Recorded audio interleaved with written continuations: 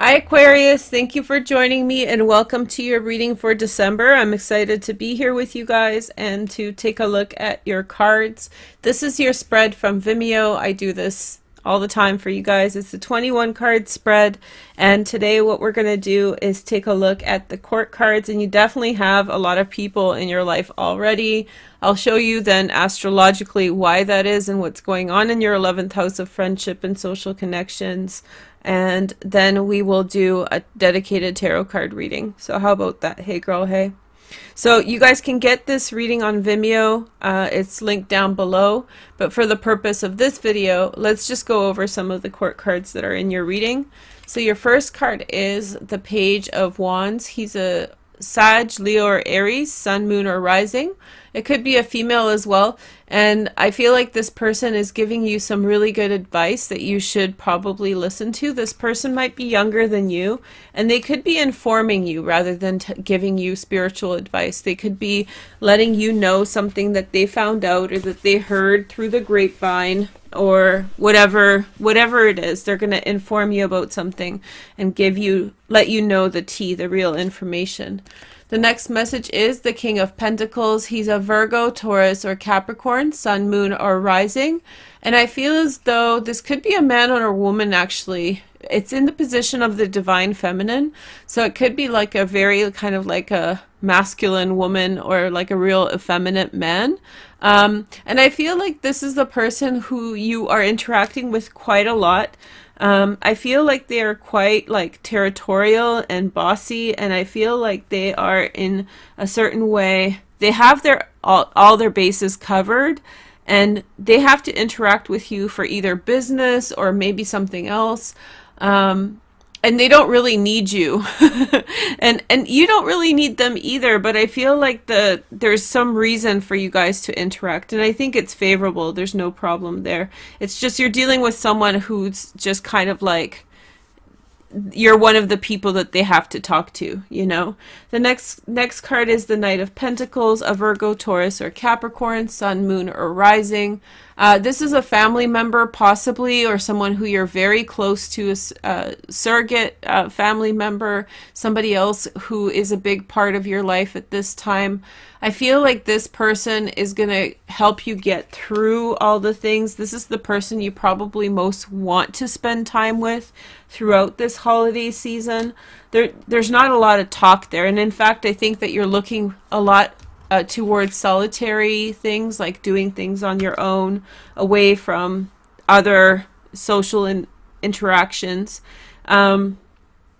Jupiter's moved into your 11th house of friendship, and this is why so many people are already in your reading, because it's just for an Aquarius to have Jupiter in your 11th house, which is a house you rule. It's like it's you know, who no, I won't say it that way, but like it's almost like opening the doors to Disneyland, you know, and then like suddenly there's a ton of people there, okay? Or like Black Friday shopping, right? Waves and waves of people just clamoring in. The next person, I think this is you, Aquarius, or it's a Pisces, Cancer, or Scorpio female, a Sun, Moon, or Rising. This is the person who helps you get in touch with your feelings and let people know how you're feeling. And I think one of the big things that you are dealing with this month is to speak through your feelings rather than sarcastically tell people to buzz off, which you will definitely feel like you want to do as well. So it's either you speaking through your feelings, which is the way that you actually want to do it this month, or it's a female who in some way is supporting you in doing so, okay? There's also this Magician. Now, this isn't a court card, but I think it's important for you to know about this person. You have to let them finish whatever it is that they're doing. They've like wound themselves up, and now it's kind of like they have to finish what they were doing. Just let them do their thing, and you'll have to actually wait on them with a few things. So you have to wait for them to just do what they're doing and carry on. Actually, I think that's it. What you're seeking a lot this month is autonomy. I feel like you're seeking new relationships, new friendships, and otherwise. And I think that you can only do that without all these friends clamoring around, all these social situations. It's like, ah, leave me alone. There's some indication that there could be a Sagittarian in your life. This is the Temperance card, ruled by Sagittarius in this position as well in here. So I think that you're just really wanting things to align well to bring about the relationship that you're looking for. And I think that other people and their opinions, it's just not fitting in at this time. It's not that you don't, it's not that some terrible thing is going to happen. It's just that you want to be on your own a little bit here. So, which is good. It's funny because you have this massive transit in your 11th house of friendship, and the first thing that you want to do is like, I want Saturn back. I want to be on my own. Here we go. So this is your card. This is how I picked the order. So I'm using this deck to select the order. So here we have the Star, which is your card. Okay. Yes. Okay, so now let's do the astrology, yes? Okay, so let's just take a look. There's literally 4 charts to show you, so we're not going to make the chart move. The first transit I want to tell you guys about happens right at the beginning of the month, and this is all happening in Scorpio. So Venus moves into Scorpio and Mercury moves into Scorpio in retrograde motion, and then on the 6th of December starts going direct again. What this is going to mean is that you're going to have the opportunity in the first week of December to make a big push for some type of career objective that you are looking towards. I'm going to pick 4 cards for you from the Templar Tarot excuse me, to try to understand a little bit more about that. Okay, so your first message is the King of Wands, a Sag, Leo, or Aries, Sun, Moon, or Rising. This is someone who I think you're trying to set an impression on this individual. I feel like this is you're a subordinate to them. They could be your boss, or they could be some type of person you want to do business with, so you want to set a good impression. You feel the pressure of trying to, it's like you're putting all your friends in the closet so that they don't necessarily see they don't necessarily see like you're trying to put forward the best impression. The next card is the Wheel of Fortune, and so I feel like this is Jupiter in your 11th house. We'll get to that transit next, but I feel like things are going really well for you in the ways of career, and I think that you should spend some time to really kind of manage this area of your life. You can see Mars here in Pisces in your 2nd house of money. A lot of opportunity to kind of see something in your career to go after, like a job opportunity, some kind of direction. The next message is the 3 of Rods, and so I think that you're waiting for something to come in for you. Maybe you had sent off your resume, or maybe you had tried to set something up for yourself, and now you're waiting for the outcome to come through. It's coming. And then we have the Chariot, which is the card of business success. So that is going to be something that comes to you as well throughout this first week.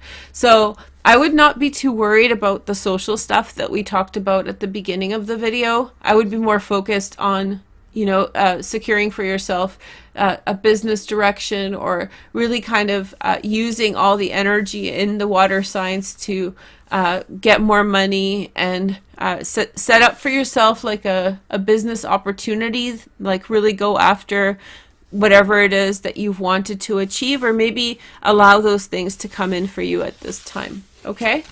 Good stuff. So your next message is for the 2nd week of December, and all those transits happen to be in Sagittarius. That's why I divided the chart this way, because they're all like clumped together, which is really convenient. So let's take a look at the 2nd week.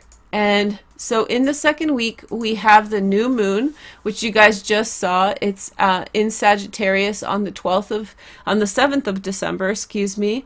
And then Mercury will finally move into Sag as well. We see Jupiter here. Jupiter will be here for 13 months. And when I was talking about all these people in your life, it's Jupiter. Jupiter in your 11th house just brings a truckload of people with him wherever he goes. He's like the party bus, right? Like the party bus has come into town and it's like knocking on your door. So what you've, like, as a little history lesson, just in case you haven't been watching in the previous years, is Saturn has been in your 11th house, right? It's been in your 11th house, really kind of cutting away bad people and bad situations. And many Aquarians I know, sun, moon, and rising, have found themselves kind of on a solitary journey. And you're fine with that. You're like, hey girl, hey, like, room to breathe, yes. But I feel like at this time, Jupiter's come in right on the heels of Saturn and is bringing in a lot of opportunities for you in friendship. And the new moon that happens in Sag on the 7th of December is definitely going to be like a spark of life in that direction as well. So when we look at the first reading that I showed you guys, I feel like you don't want the noise of all those people, but you don't really want them to leave either. None of them, I think, are horrible people. It's just, I think that you're really practicing or needing some focus on direction for things for yourself. Here is the next card. We have the Nine of Cups, which is fulfillment of wishes. So this is your wish card. Something you've really wanted is coming through. Jupiter in the 11th house is often associated with, like, love relationships coming into your life. So a friend can become something more. There's some kind of depth of a relationship. So if you've been wishing that, like, your best friend Bobby becomes your boyfriend, well, there you go. Here we go. He's on his way. And then we have the Three of Cups. Have you been wishing for the breakup of Bobby and Christina? Okay, so that's Lilith in Aquarius, you guys. Stay away from those kinds of wishes. But anyway, I feel like maybe if you've been wishing for, I don't think you've been wishing for, you get something you want, but as a consequence of that, sorry, I'll get serious. As a consequence of that, somebody has to go away. So it's one of those situations. Yep. So I feel like maybe, like, you're in a relationship that's kind of not very serious at all. Maybe you're dating someone, and then the person that you truly love steps up, and then you're like, oh, okay, I gotta let that person go. Never an easy situation, but I think that will just do it fairly and equitably, and make sure that Lilith in Aquarius doesn't come out through that. Speak through your feelings, like the Queen of Cups, right? So just really share, be nice. Like, don't be harsh and cruel, and don't be sarcastic. It never helps. Here is the next page. Next card is the Page of Swords. A Gemini, Aquarius, or Libra. You might be really called upon, or with the new moon, there could be some kind of new adventure that's calling your name. This Three of Swords, so if you're in a relationship already, and this doesn't have to do with love, this might be having to let a friend down, which is kind of rough. It could be something like they want you to do something, or maybe they want to come for Christmas, or maybe they want to invite you for Christmas, and you're just going to have to say no. At the same time, a new adventure or a new idea presents itself. Ooh, fun stuff. Okay, the next message is the Ace of Wands. I feel like this is exciting. I feel like you're gonna be off on some kind of adventure with this new moon in Sag. Watch for that. Again, that's on the 7th of December, and it's in Sagittarius with Jupiter. You might be going on like some exciting trip. You might be actually turning down a friend on plans in order to do something else with someone else. Ooh, that sounds good. That sounds like a fun Aquarian time. Remember, your birthday's coming too, so just couple more months of sleep to go. Okay, so the next transits are Cancerian, sort of. We have the Sun moving into Capricorn on the 21st of December. And then we have a full moon in Cancer in your 6th house. For you, that's sort of boring. The Sun in the 12th house, all month and all year, in fact, you should be really focusing on your dreams and what they're telling you, where they're taking you, those kinds of things. A lot of things to do with karma and clearing of karma. You're getting, like, this is a big dose of karmic clearing, and I think that will probably overshadow a lot of different things in your life. And so with that, you will in some way be delving deeper into your karma and pulling up things that other people never have to deal with. So this is a great time for a reading if things are coming up, or if you are just or if you're just like minding your own business and wanting to journal or draw or something. This is going to be something that will produce a lot of thoughts and ideas that are going to be so left field that you will not probably recreate them at another year or another time. The full moon in Cancer is boring. That's at 0 degrees Cancer in your 6th house. I mean, health and fitness, yay. Daily activities, okay. Chores, fine. So whatever it is, I mean, you're going to get it done, but it's not like a particularly exciting full moon for you unless you get really excited about like chores, which Aquarians really don't, right? So let's just focus on the sun in the 12th house for our 4 cards. And we have the World card. Ooh, the world is calling you for an adventure. I can feel it. They want you to go on a trip or something. And we have the Lovers, which is the card of Gemini. So this could be like you really want to, in some way, like go somewhere, go see someone, family members, or maybe you feel like someone very important is about to come into your life, and you kind of see those, you start seeing like visions and like things about this person. Okay, so like that veil at Halloween time when the veil's really thin and people start seeing visions and things, I feel like it's something that's the same. Or maybe an opportunity in the world like starts knocking on your door. I don't know if you want to go on a spirit journey. I mean, not everybody's life is set up for that, but this is a really amazing transit for doing like very unordinary things, right?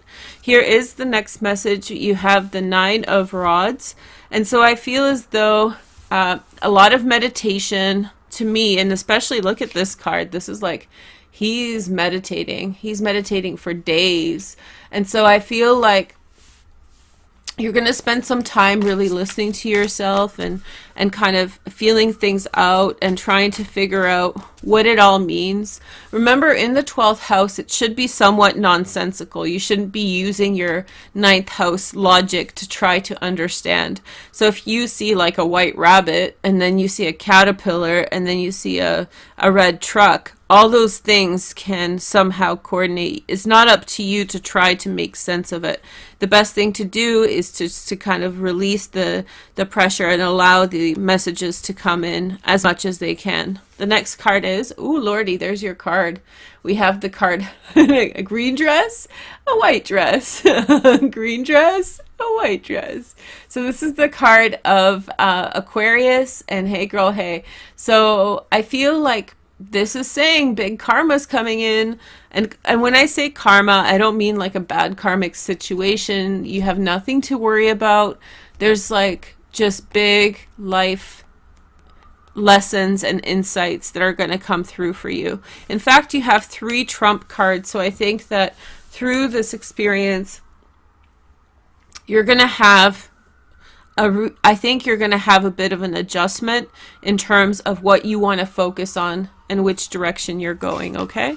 That's all right. Last transit is on the 31st of December, which is New Year's Eve. Happy New Year, guys. And this is the transit of Mars in Aries in your 3rd house of communication.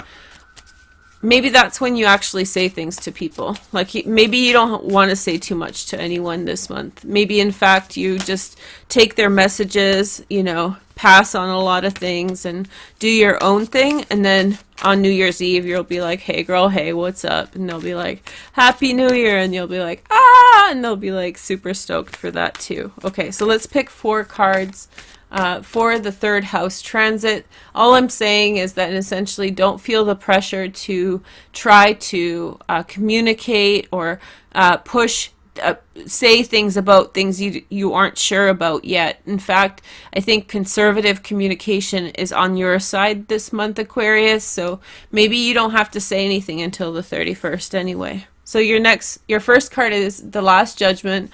You're definitely making a decision about things. And not only about people, you're making decisions about things in the world, about how you view the world, what your priorities are, and that's all okay. So you don't need to apologize for that. You don't need to explain that to anyone. Remember, Uranus is at your IC line. And so here Uranus is allowing you to really look back to your beginnings and maybe rethink and reconstruct some of your thoughts about where you come from and what it all meant. Like maybe you have like certain thoughts about your dog dying when you were 5, and now you can kind of look at it from a different perspective and like rethink it so it doesn't cause you so much distress, right? So all of these can happen in the 3rd house. Also relationships with siblings.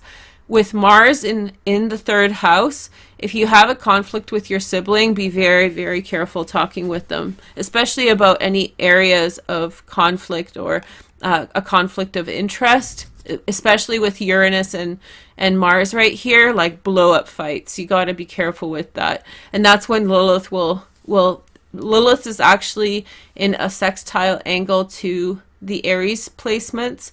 So if you are getting into it with a sibling, it could turn into a big fight, and I would really encourage you not to go there. It'll be a waste of time. Yeah, 5 of Swords, you'll feel like you have in some way, you know, lost the battle. Both people will feel like they've lost and it won't go anywhere, and it'll be really hard to reconcile after. Mars, Aries, and Mars and Aries, Mars and Aries, Lilith and Uranus all together, that's like a bad scene just waiting to happen. And siblings can kind of communicate with each other in a weird way sometimes. So anyway, so we have the Priest, which is the Hierophant, the card of Taurus. When you make a decision and you realize that you can't necessarily get what you want out of a situation, so you revert to the custom of those circumstances. And your last card is the 9 of Pentacles. So in terms of like equity, your finances, in terms of like shared resources with siblings, you know, those things, I think that they are going to work out. So there's absolutely no reason to argue about these things at the end of the year. Okay, you have a lot going for you, and a lot of stuff's in your favor. So that's your astrology for the month of December. I can't believe it's December 2019. We're almost in the 20s, man. The roaring 20s again. Here we go. So stoked for that. Okay. So now we're going to use the Klimt Tarot, and please make sure to like and comment. And now I'm going to do a nice little spread for you guys to see what's up. Okay. Really like this deck. This is a reproduction. This is not actual original artwork, but I think it's very hard to recreate an artist's style and make that artwork credible, and I think this deck really does a good job. So let's take a look at your cards. We have, what is this? We have the star at the top. That's your card. See? Stars everywhere. Look at this. Soulmate, soulmate. You're on the right path. Keep going, Aquarius. I feel like over the last few months you have been sort of taken off your path from doing your thing, and I think that's getting realigned. The next message is the Tower. Whoops. So some things have to crumble in order for freedom to happen. So people say that this is the house of God. It's not. It's actually the house of the devil. So imagine being in like a really evil house with all these sins and horrible things, and like God breaking it down so you could be free. So in that way, the Tower's amazing, right? In a lot of books, they say this is the house of God, but it's not. It's actually the house of the devil. So if you look at numerologically at the cards, you have 15, which is the devil, 16, which is the Tower, and then 17, which is the star. So you get stopped by the devil. He takes you to his house. You suffer a whole bunch, and then you get clarity, and then you have a breakthrough, which is your epiphany moment, and freedom, which is the star. So this has to happen. Things have to crumble. Remember, I told you that a relationship is breaking down around you, so it's not necessarily your relationship, but someone around you is going through, and that could be somebody close enough that you're going to have to be present for that to a certain degree. The next message is the Death card. Nice combination there, Aquarius. This is your card of Scorpio. I feel like I feel like you're undertaking a big change, but I don't know if it's going to really happen in December. I think maybe you're getting like a head start on everybody else. This looks like January to me. January is going to be like, my goodness, it's going to be a lot of change. But maybe for some of you this is like you getting a head start, you picking up on what the world wants of you and like making your decisions early on. The next message is the Emperor. Okay. So I feel like this is you, Aquarius, in some way taking a look at your situation and knowing like you're making a boss move, right? Like you're making a move in which you are assessing a situation and you realize that that situation is something that you have to do in order to make things work. It's like non-negotiable. You have to go this direction. It is what it is. And to other people, maybe it looks like you're dipping out on something and like you're leaving, or that a situation, you're leaving something behind. But in fact, you're making a preemptive decision because you see that something's going to be completely taken out of the running anyway. So you just make that decision before everything falls apart. In fact, there's 4 Trump cards. So it's pretty big, whatever's going on around you. The next message is the 2 of Pentacles. So slow and steady. This almost feels like the 7 of Swords, like that's Moon in Aquarius. And I feel like the 2 of Pentacles, you're like carefully deliberating, carefully making your decisions. You see all the signs are there. You see everything that's going on. You know that you're gonna either you pull the trigger or the world will pull the trigger on you. And I think it's always better to have that control of time when it's convenient for you. So you make a decision. I think you make a boss move, and it's a smart move in order to get you to a bigger goal. Get in touch with your big goals. So you should have like short-term goals, mid-term goals, long-term goals, right? And I think that something in the short term is not working in the way it should.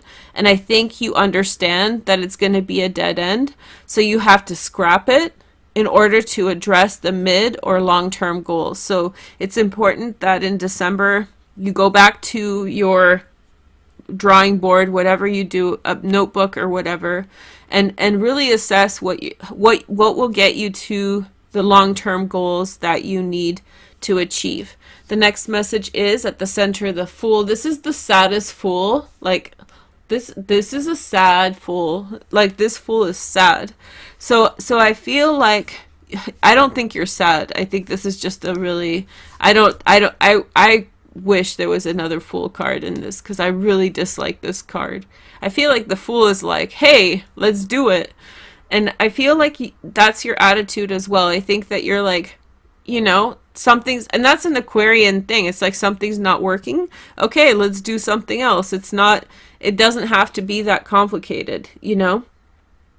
So I feel like that's a whole part of the energy. The 2 of Pentacles here is very important. I think that the 2 of Pentacles is pointing to the fact that you are in some way like carefully making things. You're building already a new foundation in a couple different directions, or at least trying to feel out which direction to take from here. Here is the next message. We have, this is you, the 9 of Wands. I don't think you're telling too many people what you're up to. And I think you're not telling a lot of people what you're up to because, first, I think that you'd have to break the news to them about your observation. And at the end of the day, it's super unethical to tell other people what your speculation is because you're speculating. So what if your speculation's wrong? Like, you have to carry the consequences of that. But if you tell a whole bunch of people like, oh, I think we're all going to get laid off soon, that's like a lot of like karma that you are pushing around onto other people. Like sometimes you have to, at a certain point you tell people yes, once there's enough like indication that something's gonna change. But I think at this stage you're like paying attention to the signs and you're like, I'm gonna have to make some decisions. But telling other people, like, you don't want to spread like hysteria or a riot. Here is the next card. We have the King of Swords, a Gemini, Aquarius, or Libra. There could be another air sign, Gemini, Aquarius, or Libra, sun, moon, or rising, who is in some way kind of also calculating things. They're also trying to figure out like how they're also trying to figure out how to deal with the current environment, with the current situation. And in fact, I think they're trying to figure out how to in some way like get connected with you, or get in your way. So this could potentially be somebody who's interested in you, Aquarius. Here is the next message. We have the Two of Rods. I feel as though this is you're hoping to get a very clear way forward. I think that for a while things have been pretty consistent, maybe not great, but consistent. And I think that you want a little bit more consistency with a bit more good luck, which hasn't been there. So you've had a lot of consistency and not a lot of luck, and now you want that consistency to come in, continue, but you want a little bit more luck to come in. And I think that there's been a lack of luck because you've been in the wrong situation or situations. It looks like more than one from here on in. And the outcome card is the Knave of Wands. You bust out on a new direction. This is a Sag, a Leo, or an Aries, sun, moon, or rising. When it's time, you'll know. You'll take a certain path in a new direction going forward. On the bottom, you have the King of Pentacles. Remember, this is that masculine female, or the effeminate male, Virgo, Taurus, or Capricorn. And this is, remember, in your 12th house, we had this, right? The 12th house right here with all these different transits. A lot of this is happening because of spirituality, because this type of karma that's coming through in your 12th house is like deep karma. It's not necessarily even yours. Pluto and South Node are collective karma, so they're not like you did something bad, here you go. So I feel like you're really being like a filter for like this deep karma coming through. So a lot of these extreme energies that you're interacting with, drastic endings, quick beginnings, sudden new adventures, all these different things are consequence of like the spiritual framework that you're in, you know? And so I think that you're to have this conjunction, this intense conjunction in the 12th house. I think you're the sign besides Pisces that can probably handle this the best. So, because you're kind of go with the flow, right? So whatever, like it starts raining chocolate, you're like, oh, hey, that's cool. You know, it starts raining like something disagreeable and you're like, oh shit, better stay indoors. You know, like you're pretty good at like, adjusting to whatever spiritual things are going on around you. So I think that what you are going to be prompted towards, though, however, is that you are moving away from certain circumstances that have been not forthcoming and moving towards like a path that you can feel more confident about.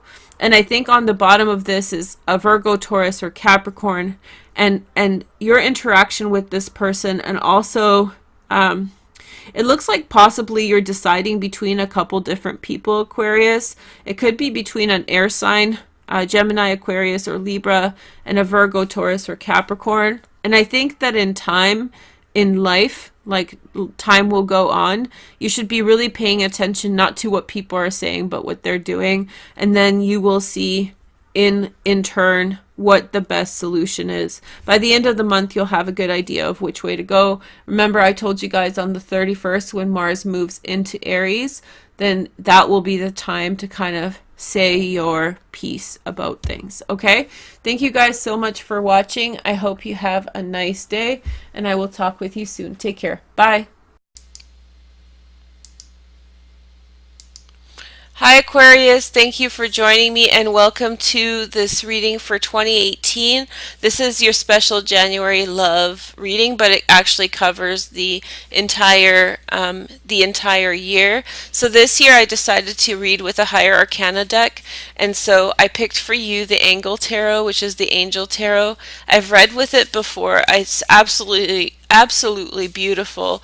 And you can see that it's been handmade. It's from a fine art kind of category of tarot cards, and so it was, I think, self-published, handmade, and it's very rare. It's out of print, so it's a really beautiful deck. I hope you guys enjoy it, and we're gonna pick some cards, and I am going to use the heart spread. If you want your other 2018 readings, they're down below. Also, I did a Vimeo reading from an Instagram post that I put up for the horoscope spread.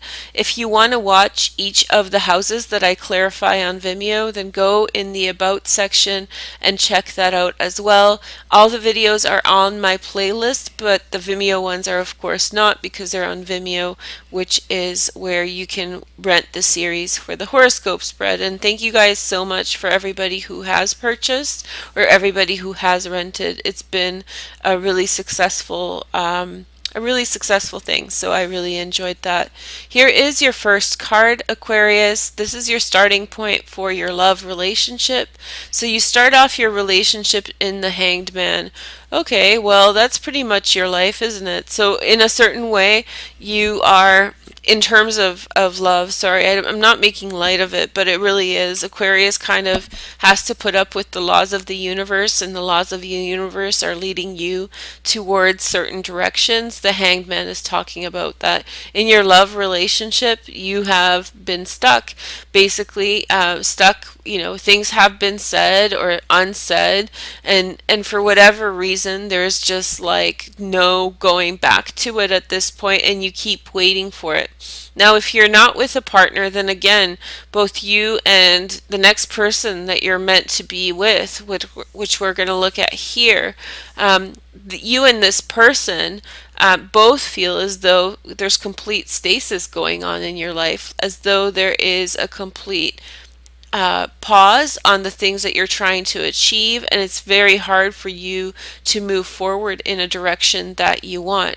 So the next two sets of cards, as you guys know, are the cards that clarify what your highest ideals in a relationship are, or what your partner's highest ideals in a relationship are. If your partner is not here, if you don't know your partner yet, this is still what they're thinking. This is the person that you're going to meet, right? This is the person that's meant for you.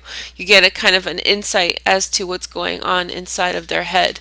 Anyway, so here is your first card. This is your desire. So we have this is the Chariot, and so this is overcoming things. I know where I'm going to have problems with these cards. Some of the cards are hard to tell which card it is, which arcana card.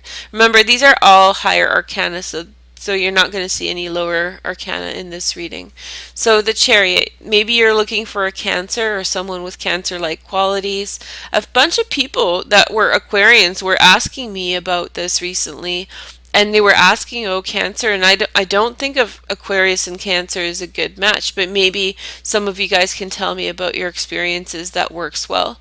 My moon is in Aquarius and my Venus is in Cancer, and that's probably one of the hardest combinations that I have in my chart. So I don't know how that would work between two Aquarian sun and an Aquarian and a Cancer sun, but you guys can let me know. The other interpretation of the Chariot means that at this time you're looking for like a transcendent ideal relationship. You really, really want things to be resolved, things of the past to be resolved.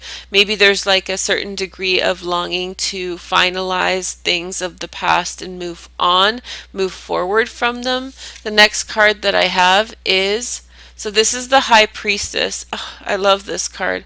These cards are so beautiful. They're my favorite cards, but they're so big I don't read with them. So the High Priestess, insight and intuition. The High Priestess isn't really about love. It's about like a transcendent ideal. So in a certain way, like you're really, the Chariot is also about God. So I feel as though, Aquarius, you're looking for like a deeper love, a deeper relationship, something that is more more spiritual than something that has like a practical application. So you want someone with whom you feel the universe, someone with whom you make that connection, someone who comes in and lights up your heart, and you're just looking for that person. I hope that it's this person, or I hope that it's your partner. I hope, and this is also the ideal for within your relationship, and within your relationship you just want to jive. You want everything to be just really gorgeous and really plentiful and full of emotional understanding, and this is like the third eye being open and like a total awareness of you and your soulmate or your twin flame. Here is the next message, and this is your partner's ideals. This gets a little confusing for people, so just let me know if it does. But this, if you don't have a partner, you still have a partner coming. So basically, this is the ideal of what that person is going through, so you can understand where they are in their journey to reaching you.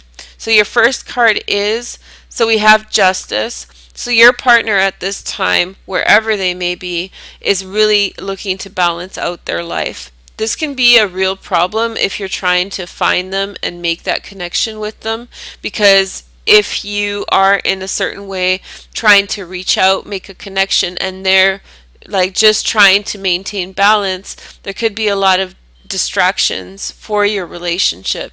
They're looking for fairness to come into their life. This makes me feel like your partner has a chip on their shoulder. Now I'm starting to see why there's the Hanged Man there. They feel like they want to improve their life. Regret is never a good point from which to start a relationship, so I hope that you figure out with them. Then there is the Strength card. So they're going between like passion and trying to find balance in a situation. I feel as though their energy is scattered. This is the highest energy that they hope for the relationship. Like, what do they want to resolve? It's almost like you want to stay, if you don't know your partner, you may want to stay clear of them for a minute, because the Justice card, it's like they're trying to resolve a situation, maybe a situation even pertaining that they're going to project onto you, not pertaining to you, but it feels as though they're really like trying to make some right by something. They're trying, and that's an agenda. Agendas are dangerous, and I feel as though this person at this time is like rushing into things, which is the Strength card. I mean, they're dealing with something, right? And I hope that if you do meet them at this time, then you can kind of find an easy way into this energy, because I feel like it's going to be very volatile. Now, if you're already with your partner, I feel as though your partner feels great passion towards you. They feel lust, they love you, they think you're beautiful. Those are all wonderful things to have as your primary connection, and they're ideal. But I feel as though also if you're in a relationship, it's like they're trying to make fair with you, and that's, you know, in a relationship, it's like if they have this agenda, if this is like on their list of to-dos, then I don't know how, you know, you're going to feel about that. It might be a pain in the butt, but let's see where the energy develops, right? I'm trying to understand where we start with the Hanged Man. It feels like you're looking for, honestly, I'll tell you this, Aquarius. This to me looks as though you're looking for some transcendent ideal. And although that's a beautiful notion, although that's a beautiful idea that you want this catharsis emotionally and spiritually to have knowledge and understanding, in terms of practical stuff, you might be putting a lot of pressure on the relationship or on the direction that you want to take in your relationship.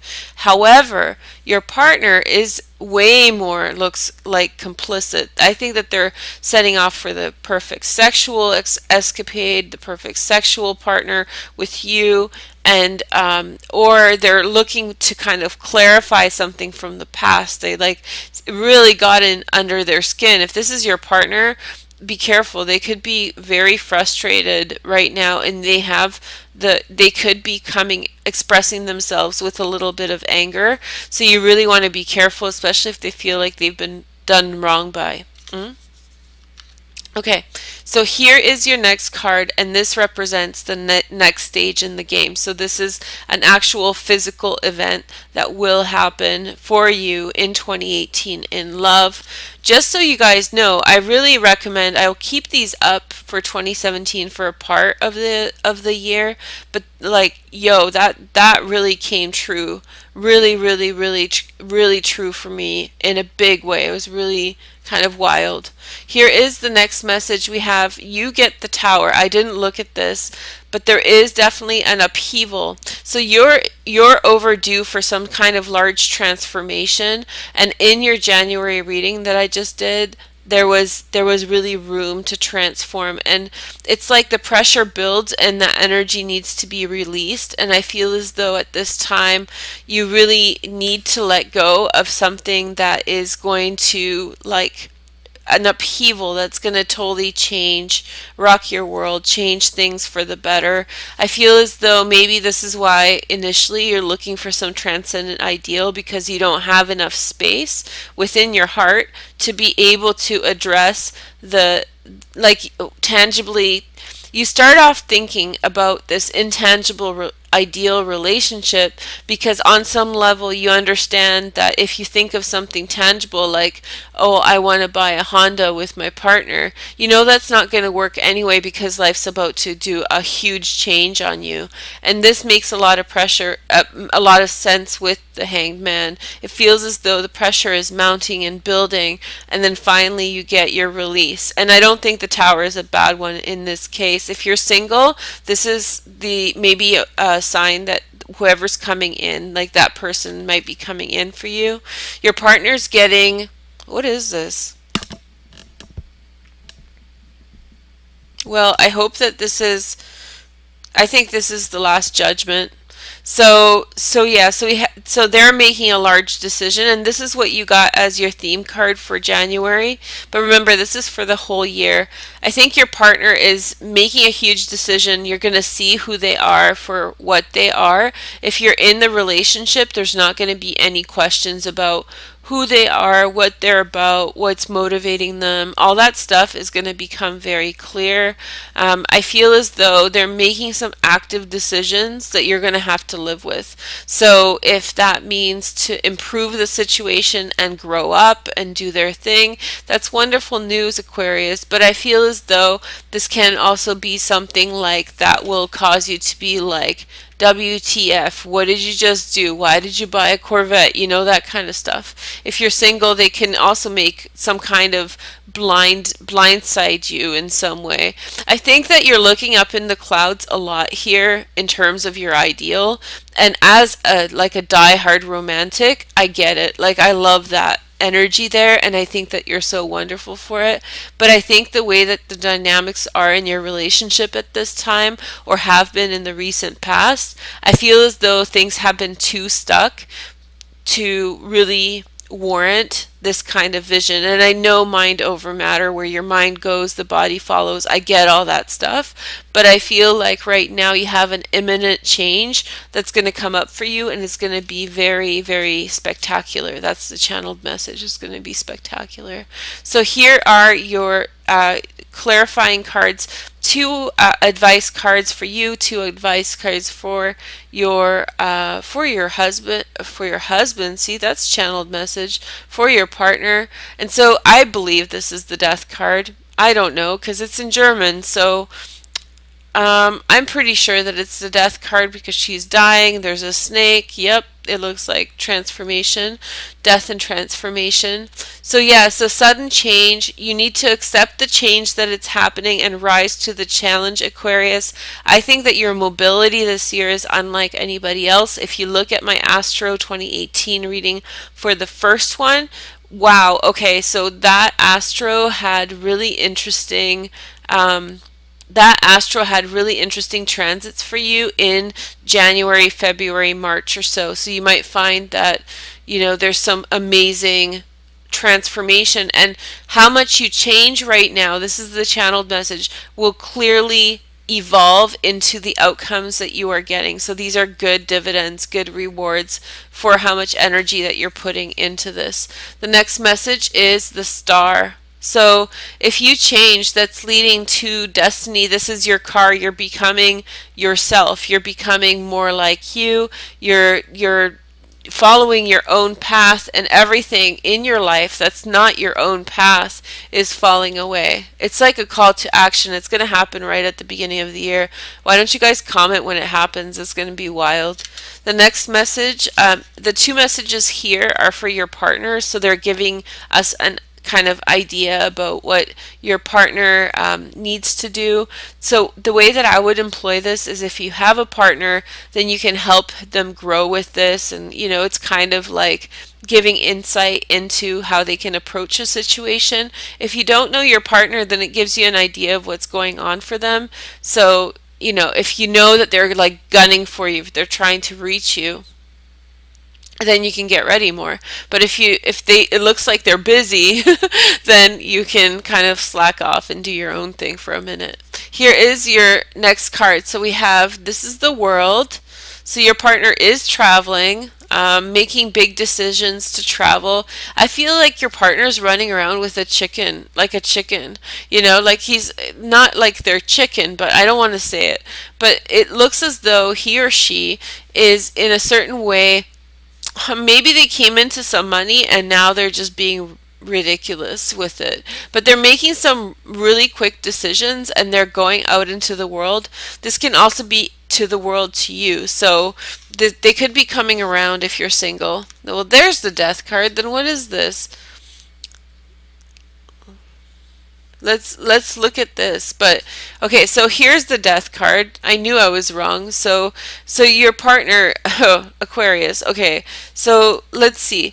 As I'm telling you guys what what the Death card is saying with the World, huge change and transformation. Money has come into their life, and here.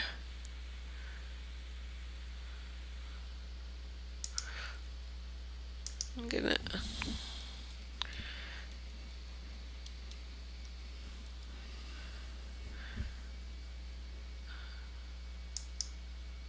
I'm translating. It means the Lord. Oh, the Emperor? Okay, interesting. Okay, so let's go back to that in a minute. So this means actually the Emperor for some strange way. This is the Death card. I know it's the Death card. So I think that, oh, for you, you know exactly who you need to be with. That's what that's saying. Don't worry about the other messages. Incorporate them as well. But I feel you know exactly which direction, you know exactly what needs to happen to make things move, along. I think that you're gonna have a shock and awe experience when you realize something, and I feel as though you're gonna stop your partner directly in their track. You're gonna put your foot down about things, and you're gonna set the pace for wherever things are going. So do you guys want to see your outcome card for 2018 in love? And I'll talk about the other ones for a minute longer. So your outcome card is, so this is the Empress. So whether this, okay, well, interesting. So maybe this is pregnancy for those of you who want to get pregnant. If you don't want to get pregnant, I feel, Aquarius, that you're going to be very much in charge, and this is why your partner is being a little skittish. I feel like you're coming into your own. I feel as though you have a good mindset about you, about the directions that you are going. You just have a good ideal about what you're trying to achieve and the direction you're wanting to go. So I think that you're going to really push forward and try to achieve that. However, your partner needs to be on pause. He or she wants to go on pause and really kind of stop with what they're doing, and finally they will stop. That's what it is. It's like your partner's out on some type of distraction. They're on some tangent and they're bringing you along for the ride, and in a certain way you have to let them do all this stuff and work all this stuff out. It's not like one thing, it's a bunch of things that they're doing that are completely distracting to the relationship with you. Even if they don't know you, they're just like off and doing this thing, and then finally they're just gonna get it. And when you're gonna get it first, you're gonna figure it out first, and then they're gonna get it, and then things are gonna come together. There's also the interjection of a mother in the situation. It could be you or your partners, but really creative energy to move things along. So if you've been waiting for a long time for things to move along, I think that for you, you're going to have a shock and realization. And when you have that shock and realization, you're going to really strive for power, put your foot down, and really find the ideal partner in a certain way, know exactly what to do, which direction to go, and push forward in this direction. The next message is the World and the Death card. So I feel as though your partner's going to stop in a certain way. They're going to stop in their tracks, and they're going to change the way that they have been doing things, which looks like it's a big mess leading up to that. Anyway, Aquarius, I hope you liked this reading. Please give me a like and subscribe. Thank you guys so much for watching, and I will talk with you soon. Remember, all the 2018s are in the About section in Aquarius 2018 playlist, so you can save that and check that out, and I will talk with you soon. Thank you so much for the support. Bye. Hi guys, thank you for joining me and welcome to this reading for Jupiter in Sagittarius. I'm super excited to be here with you guys and explain what is so special about this transit and what to expect from it in the next 13 months for your sign. This is a reading for Sun, Moon, and Rising. I'm going to read a little bit without knowing which sign I'm reading for. And this is Robert Lihojeevsky Tarot, and it's a very pretty deck. So we'll see that in just a moment. But before we look, we're going to see 3 cards just to give us some insight. Now, Jupiter is the ruler of the sign of Sagittarius, so it's going to be a very special year for everybody. Not only is there a lot of transits in Capricorn, but also in Sagittarius, a lot's going on. So that's going to give good luck and positivity to all our lives. Your first card, this is the first reading I'm doing, and the first card is the Ace of Cups. That's so beautiful. And then we have the Four of Orbs, which is like the Four of Swords. And we have the Solar Deity, which is the Sun card. So it looks as though you're coming to peace with something. There's a new relationship that is evolving for you, and it's something that's very near and dear your heart, something that you truly wanted for a long time. But I think there's going to be some energy that has to do with waiting. You have to wait out certain circumstances. You have to just pace them out before you fully move into the direction that you're going, okay? And so the outcome is, once you've rested, you will feel very happy and exhilarated. So there's a very special relationship that's coming into your life over the next year. So why don't we take a look and see what sign we are reading for.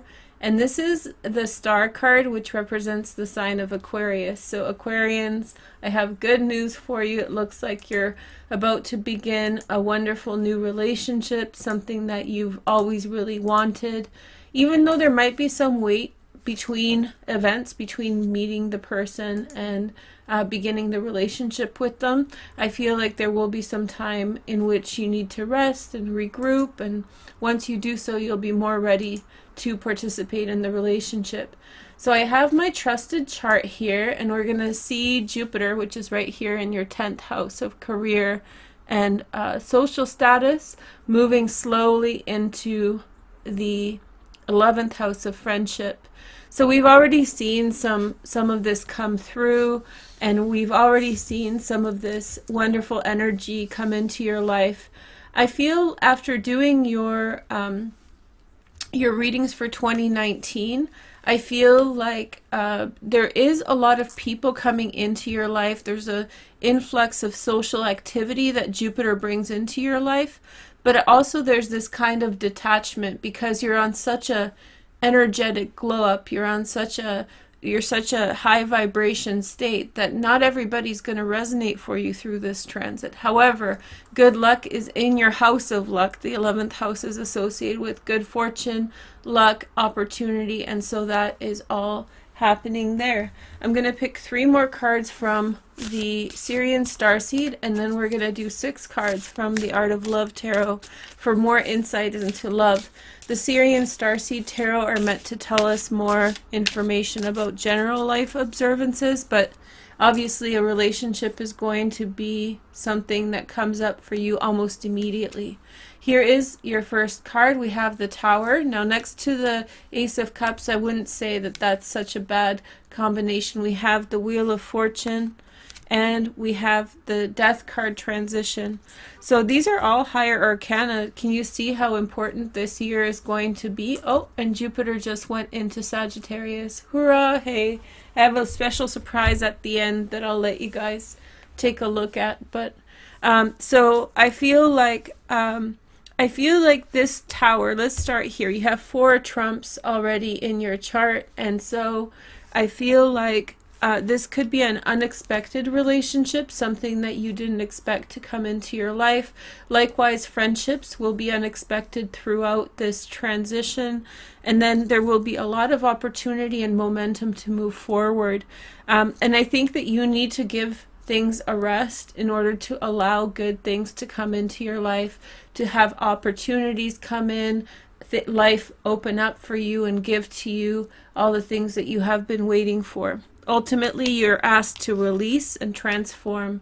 So once all the good things start seeping into your life, there will be a period in which you will be asked to let go of and release anything that is no longer suited to you. We have a grand trine here right at the beginning of this transit between Chiron, the North Node is over here in Leo in your 7th house of partnership, and Jupiter right there. Here, let me show you guys, because just in case somebody doesn't know astrology, there is the North Node there in your 7th house of partnership about to move into Cancer.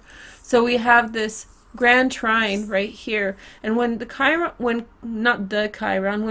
is in aspect to Jupiter in the North Node, this is a really powerful grand trine for healing. So anything to do with social difficulties that you may have experienced are now, those energies are being pushed aside and away. Also, let's remember that Saturn was just recently in Sagittarius just 8 months ago, and that probably took out a lot of relationships that were unsuitable for you. So you did go through a purge recently, Aquarius, and now Jupiter is bringing all that energy back in. So take your time, don't worry. Wonderful things are coming in for you. There's huge change and transformation. New relationships are available. Now let's take a closer look at your romantic life. And I have the Art of Love Tarot to clarify. And I'm going to put them on top of the Syrian Starseed. So we have the Path card, Exploration, which is also the Chariot, right? Which is the sign of Cancer. So we have the North Node transitioning into the sign of Cancer within the next few days. Depends if you are following the North Node or the True Node. There's a little bit of a discrepancy between the exact days, but it is within the next couple weeks. And so this transition allows for overcoming of a situation, I suppose. There's something that has to do with not necessarily being sort of stuck on something, not getting past yourself, maybe feeling shy about things, and now you are pushing forward beyond the things that kept you back in the past. The Four of Swords is going to be clarified with the Page of Hearts, a Pisces, Cancer, or Scorpio. So like a love is offered to you. It's offered to you very kind of open-handedly. It's not necessarily, there's no strings attached, there's no difficult feelings associated, there's no baggage. It's just a kind and forthcoming relationship that is going to bring you a lot of joy and peace. The Sun card is modified by the Ten of Trees, loyalty. So this is the Ten of Pentacles.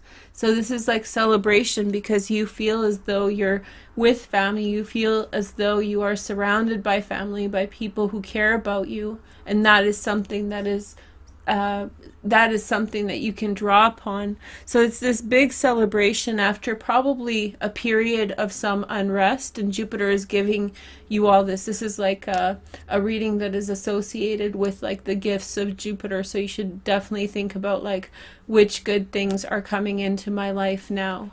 The next card for the Tower, we have the Star, which is your card, right? Aquarius. So something fated is going to happen this year, and it's going to dislodge you from attachments to things that were not necessarily too good for you.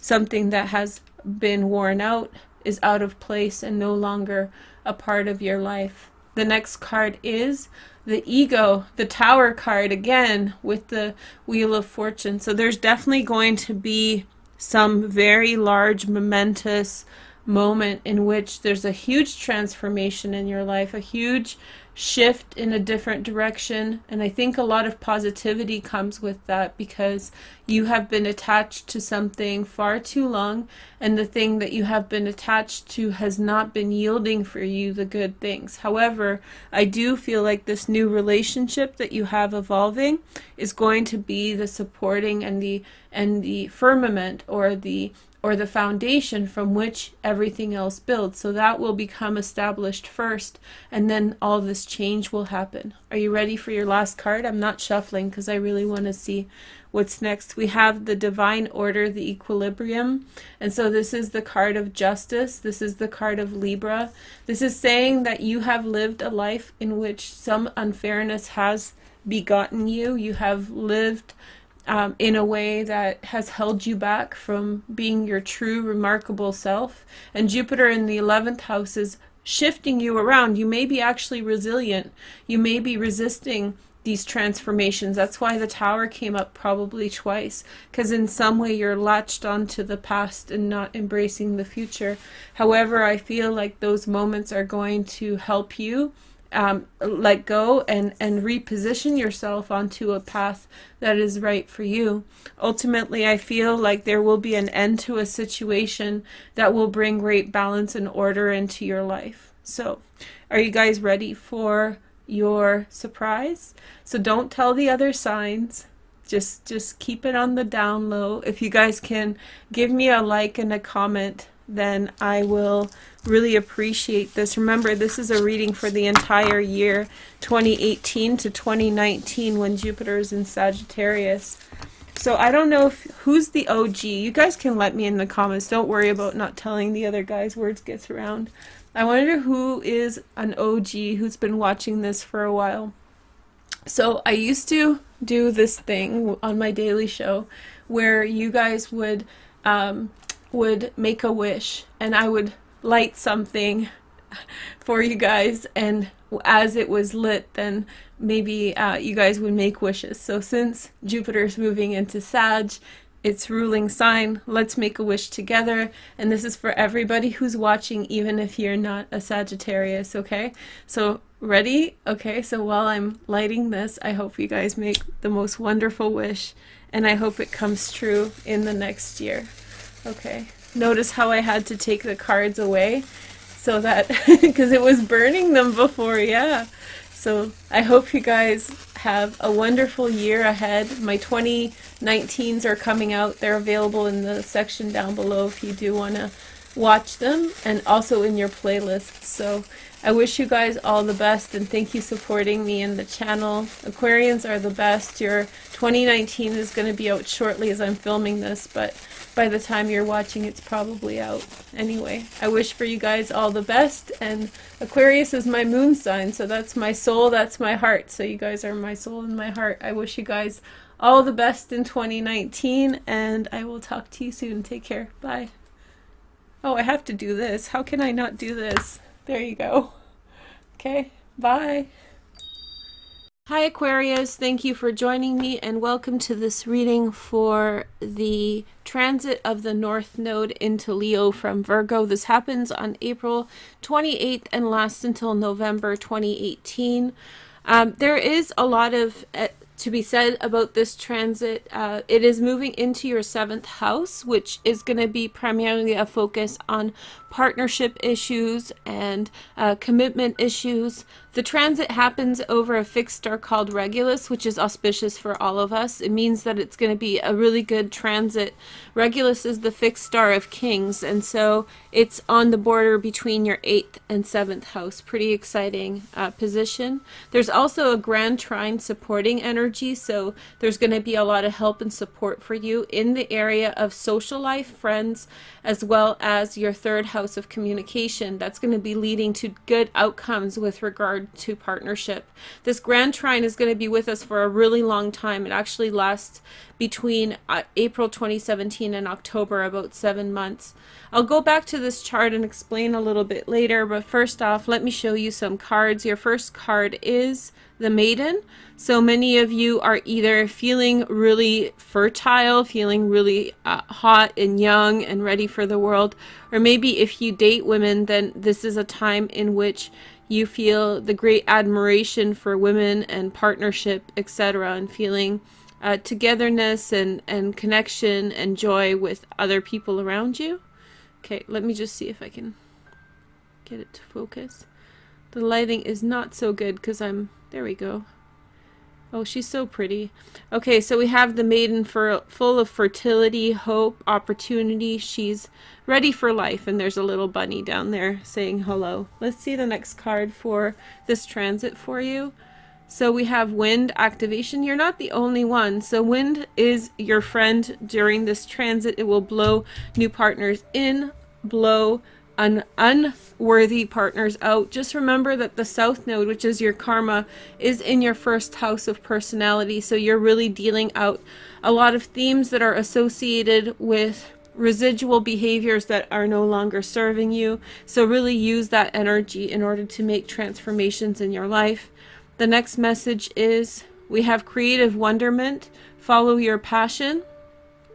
So if you love something or someone, then it's time to commit to it. It's time to move forward in that direction and not look back. See, she's just being guided up the staircase towards whatever kind of partnership she has decided upon. So this is a time when not all Aquarian types will commit, but when this transit will affect how we feel about I have an Aquarian moon, so that's why I'm saying how we'll feel about commitment issues and pushing forward spiritually in that direction. Okay, let's see. I really want to show you.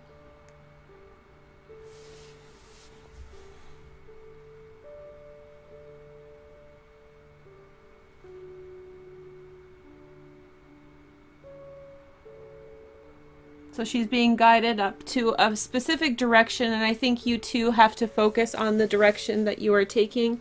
Let's take a second look at the astrology. So what we're looking at here is some specific transits that start off with that grand trine in 2017 for about 7 months. Also, on the first day of this transit, we see a Rosetta formation between your 11th house of social relationships, friendships, etc., your 2nd house of money on the border of communication, and then on your 5th house of romance and romantic experiences on the border of your 4th house of family and home. In fact, this point right here on the 4th house, sorry, I didn't have the cursor highlighted, on the 4th house in between your 5th and 4th house is a T-square off of this opposition, which is a natural opposition between the nodes. This would be a very difficult position had it not been for the Rosetta. The Rosetta is going to allow you have second chance in order to work out circumstances that you may have fumbled upon. This is something concerning your social life, partnership issues, home, family issues, so interpersonal issues, maybe something close to do with how you communicate or concerns about money. So this is going to give you several different attempts at doing it the right way. So also on the first day there is a kite, so the driving force is your personality that will push you forward into some type of partnership or commitment. So this is like really pushing forward towards partnership and understanding with someone else or a group of people even. Partnership can mean romantic relationships, but it can also mean business partnerships. In Leo, we're talking about over-the-top energy, exciting energy. It's going to be very kind of productive and hopeful. And so it's going to keep us exalted and keep us moving towards building healthy and productive partnerships, letting go of things within our personalities that are holding us back from doing so, whatever that may be. There's a couple hard angles to look forward to, to look forward to in 2018. So there is the first set of hard angles about in the middle of this transit. That is 2 semi-square angles on the North Node in January and February 2018. This is going to be a challenge to your partnership and kind of like a test to see if you want to go actually in this direction. So make sure that you're preparing for it and aware of the fact that January and February 2018 will provide some challenge. On the opposite front, Saturn will move into Capricorn in 2018, and there will be a yod here in your 12th house off of your 7th house as well as your 5th house. So I think your partnership relationship dynamic will push you very quickly in May 2018 towards some kind of spiritual revelation. You may be even prompted to change your religion, your belief structure, as prompted by your experiences in your romantic life. Now I pre-picked cards for these readings just because it's a little bit easier for me to focus on conveying the messages. Your first card that I want to tell you about is the King of Coins. So we're dealing with a Virgo, Taurus, or Capricorn male. This is also matters of industry. Remember, Chiron is in your 2nd house of money.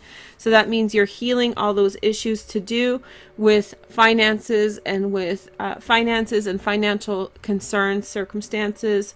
This could be a Virgo, Taurus, or Capricorn who comes into your life and infuses it with some kind of offer. This could be somebody who's offering up a connection as well. Here is the next message. We have the Page of Coins, new relationship coming through, some type of offer coming through. This is a wonderful card for love. It is going to be in the middle of your spread. So we have this new offer coming through, a new relationship, maybe with a Pisces, Cancer, and Scorpio, particularly if you're very young. However, there's an initiation here in some new direction that is much more fluid than the practical foundation from which you are starting from. Here is the next message. We have the Temperance card. This is ruled by Sagittarius.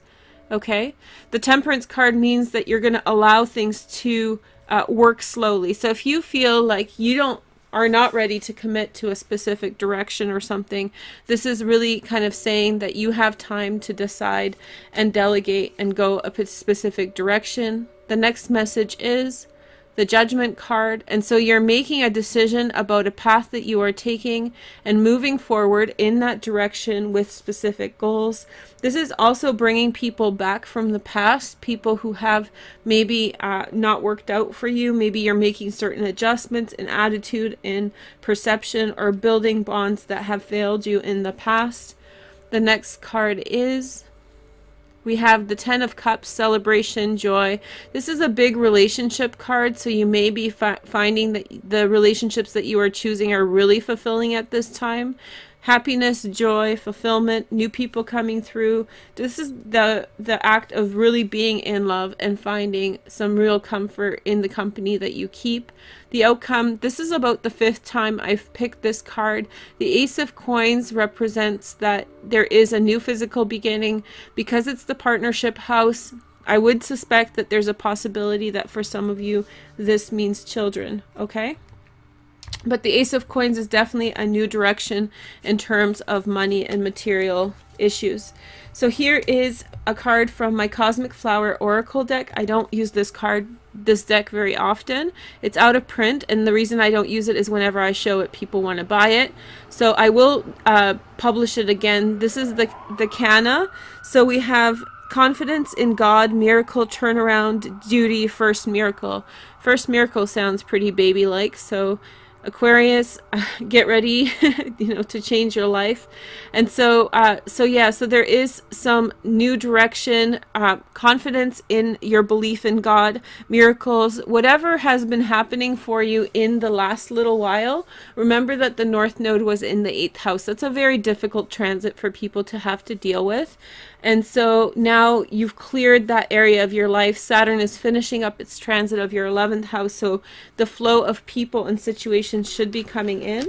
I'm going to take some tokens for you guys and take a look. So we have the setting of the sun. Okay, so setting of certain issues that didn't work out. It wasn't their place to work out anyway, and so now you're allowing those things to pass. This looks like this is the rise of the moon. I'm pulling this naturally. So the setting of the sun, rising of the moon, definitely the rise of the divine feminine and the setting of the masculine side of your personality. This can manifest externally as well. And then we have the yin and the yang. So we have the balancing of energy between yourself and others, balancing your energy within a partnership. So we have the sun as the divine masculine and the moon as the divine feminine, creating balance and order in your universe. It's a very harmonic transit. Just as a little extra piece of information, the North Node does represent a point that you are trying to move towards. It's not a point that you're trying to reach. So definitely don't feel the pressure to have to go get it immediately. You will reach it at some point in time. If it's not in this lifetime, then it's in another lifetime. Another name for the North Node is Dharma. So it's only the preoccupation or the intent towards partnership that is of interest to you right now. Here is a heart. Please like and subscribe. Thank you so much for watching. Take care. Bye. Good luck. Hi guys, thanks for joining me and welcome to your reading for September and October. You guys already know what this is, but I don't, so we're going to pick a card and I'll find out.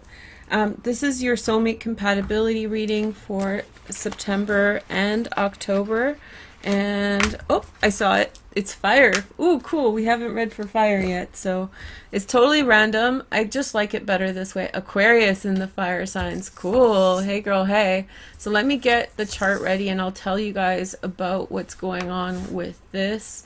So I have to manually set things up right now because my good computer crashed, so you just have to basically bear with me a little bit, but if you're patient, it's not going to take too long. Also, if you can leave a comment since we're at it, that would be helpful as well. Let's see. Did I do it right?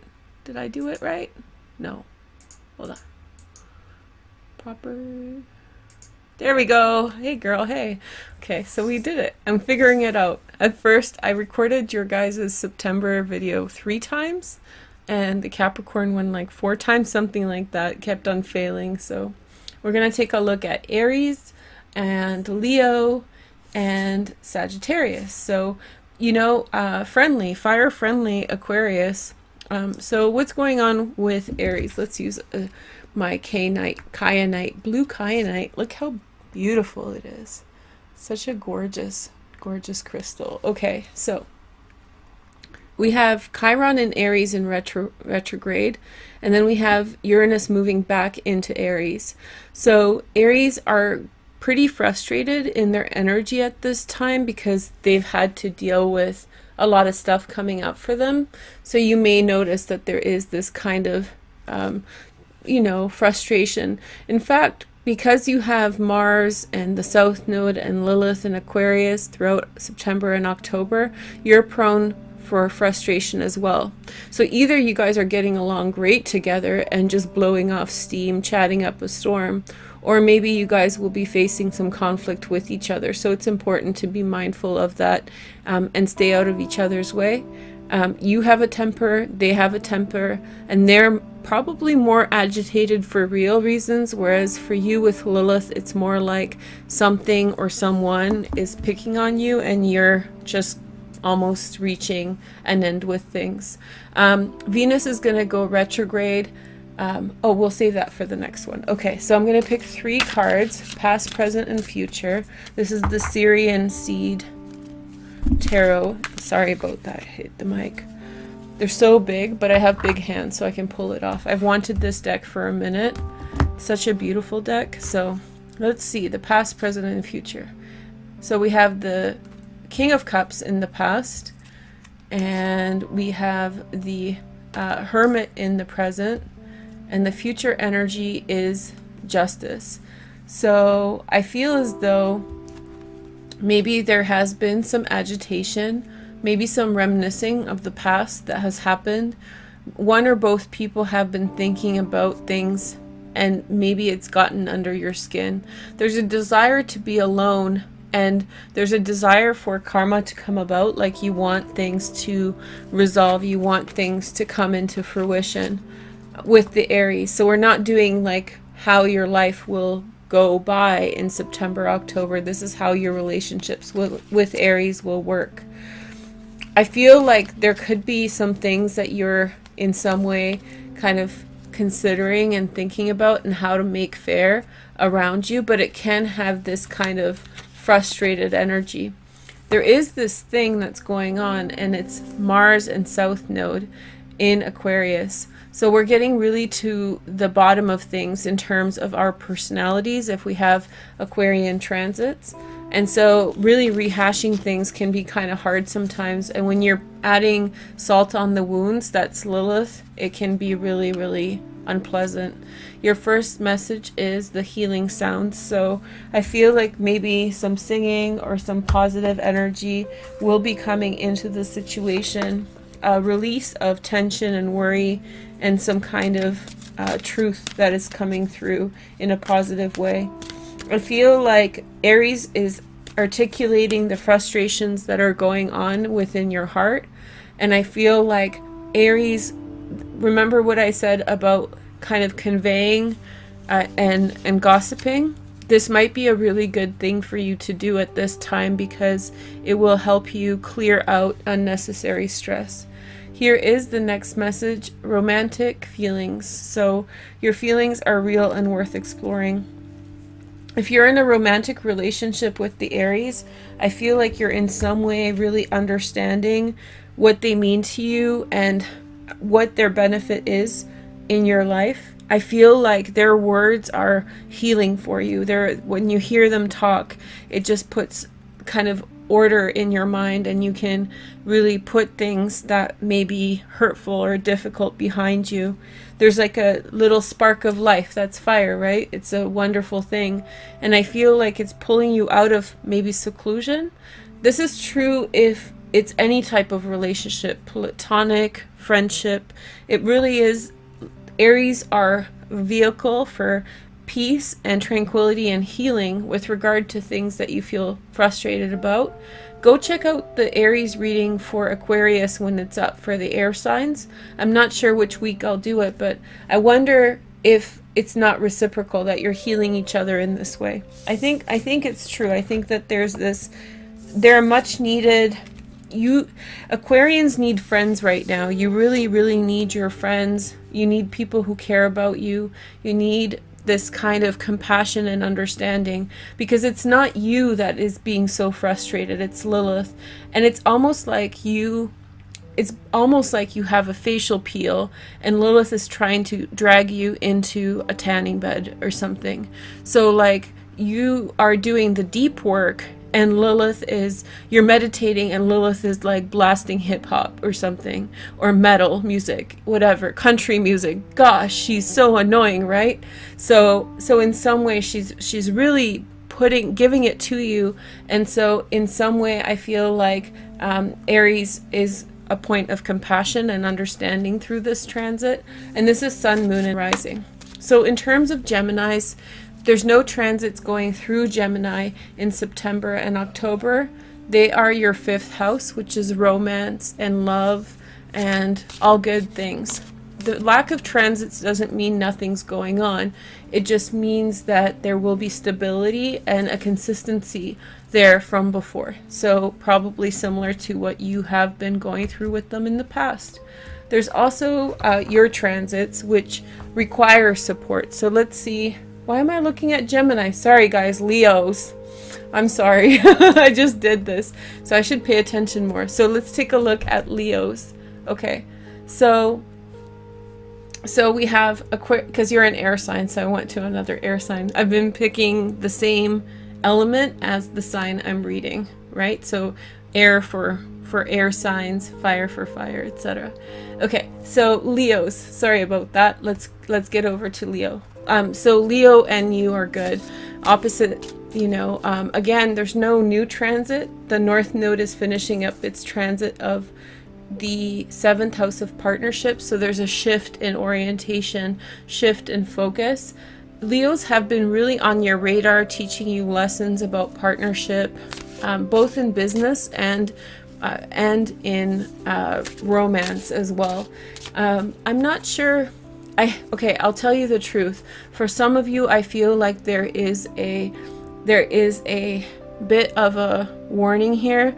I almost feel like if you pop off, the Leo is gonna dip. Like if you lose your cool, the Leo will be like, bye girl, I'm out of here.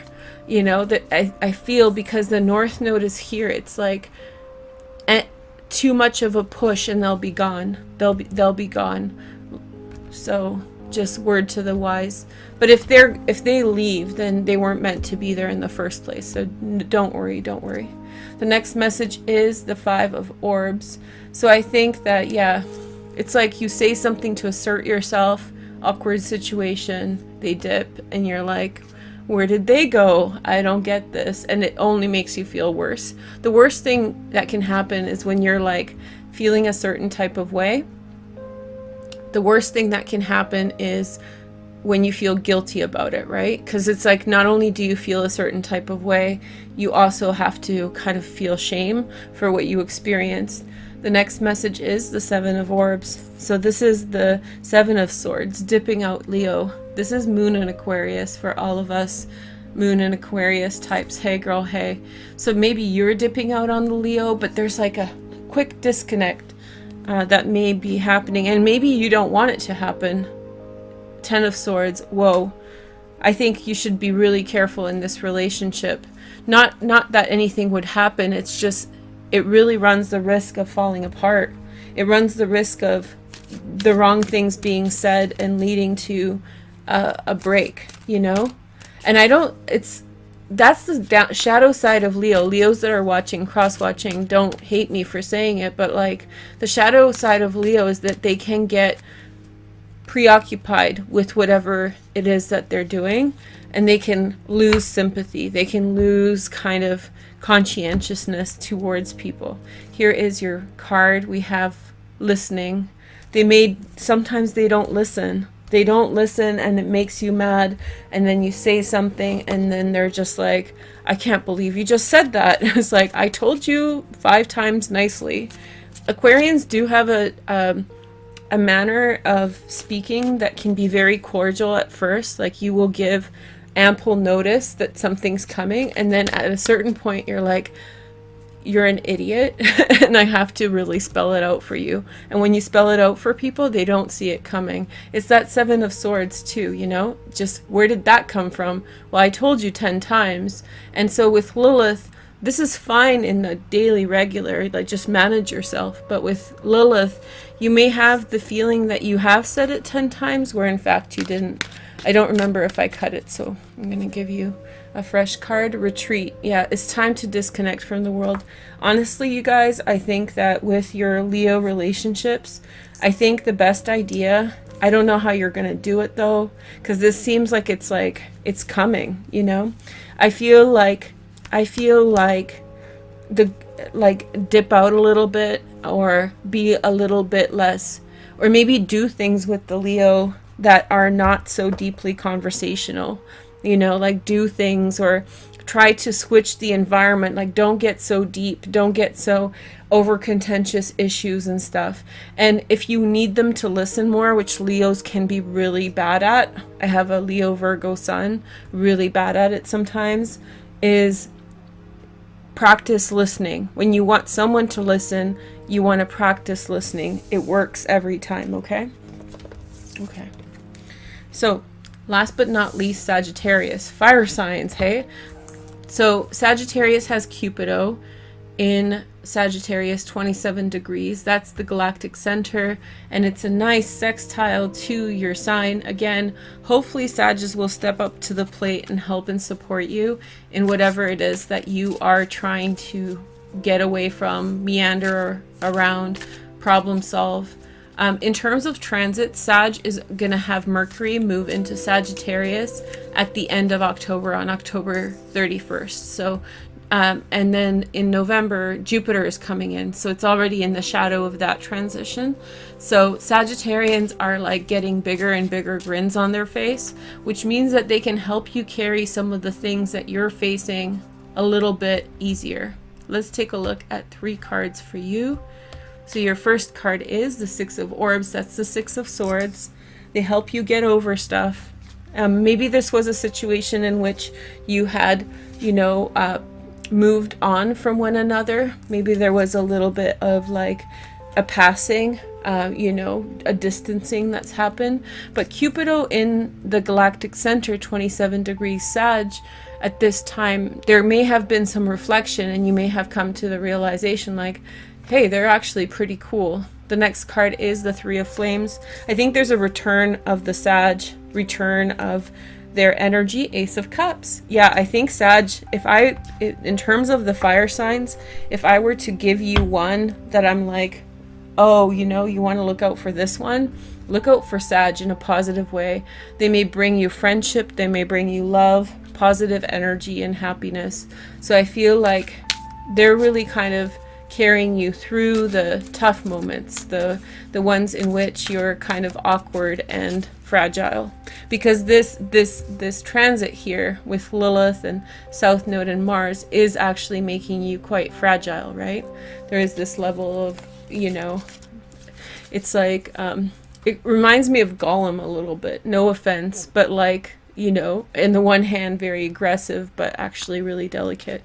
Here you have the inner child, right? The inner child is calling out, and that's the South Node, right? South Node with Mars would be amazing on its own because it's like purging of things that you need to let go of and move on from.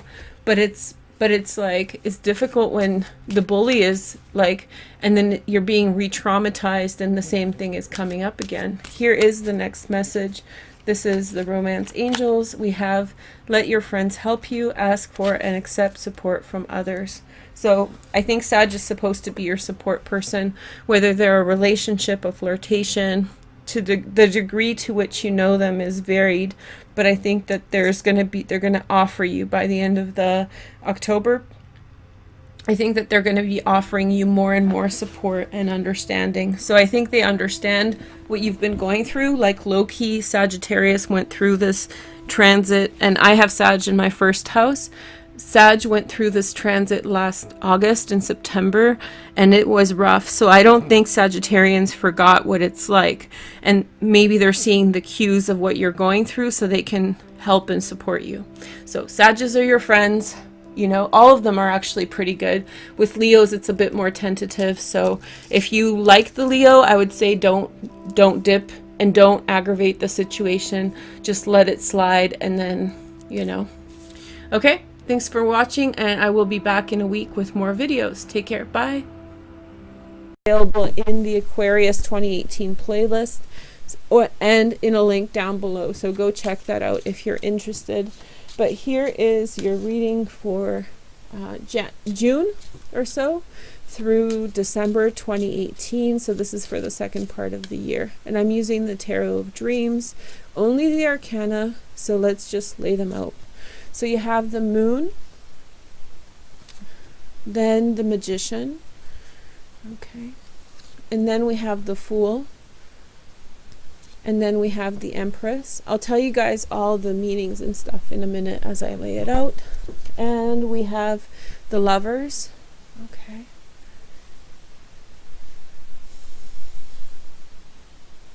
And then we have the Temperance card. And then we have the Sun. So pretty auspicious and good cards for your reading. Okay, that's really great.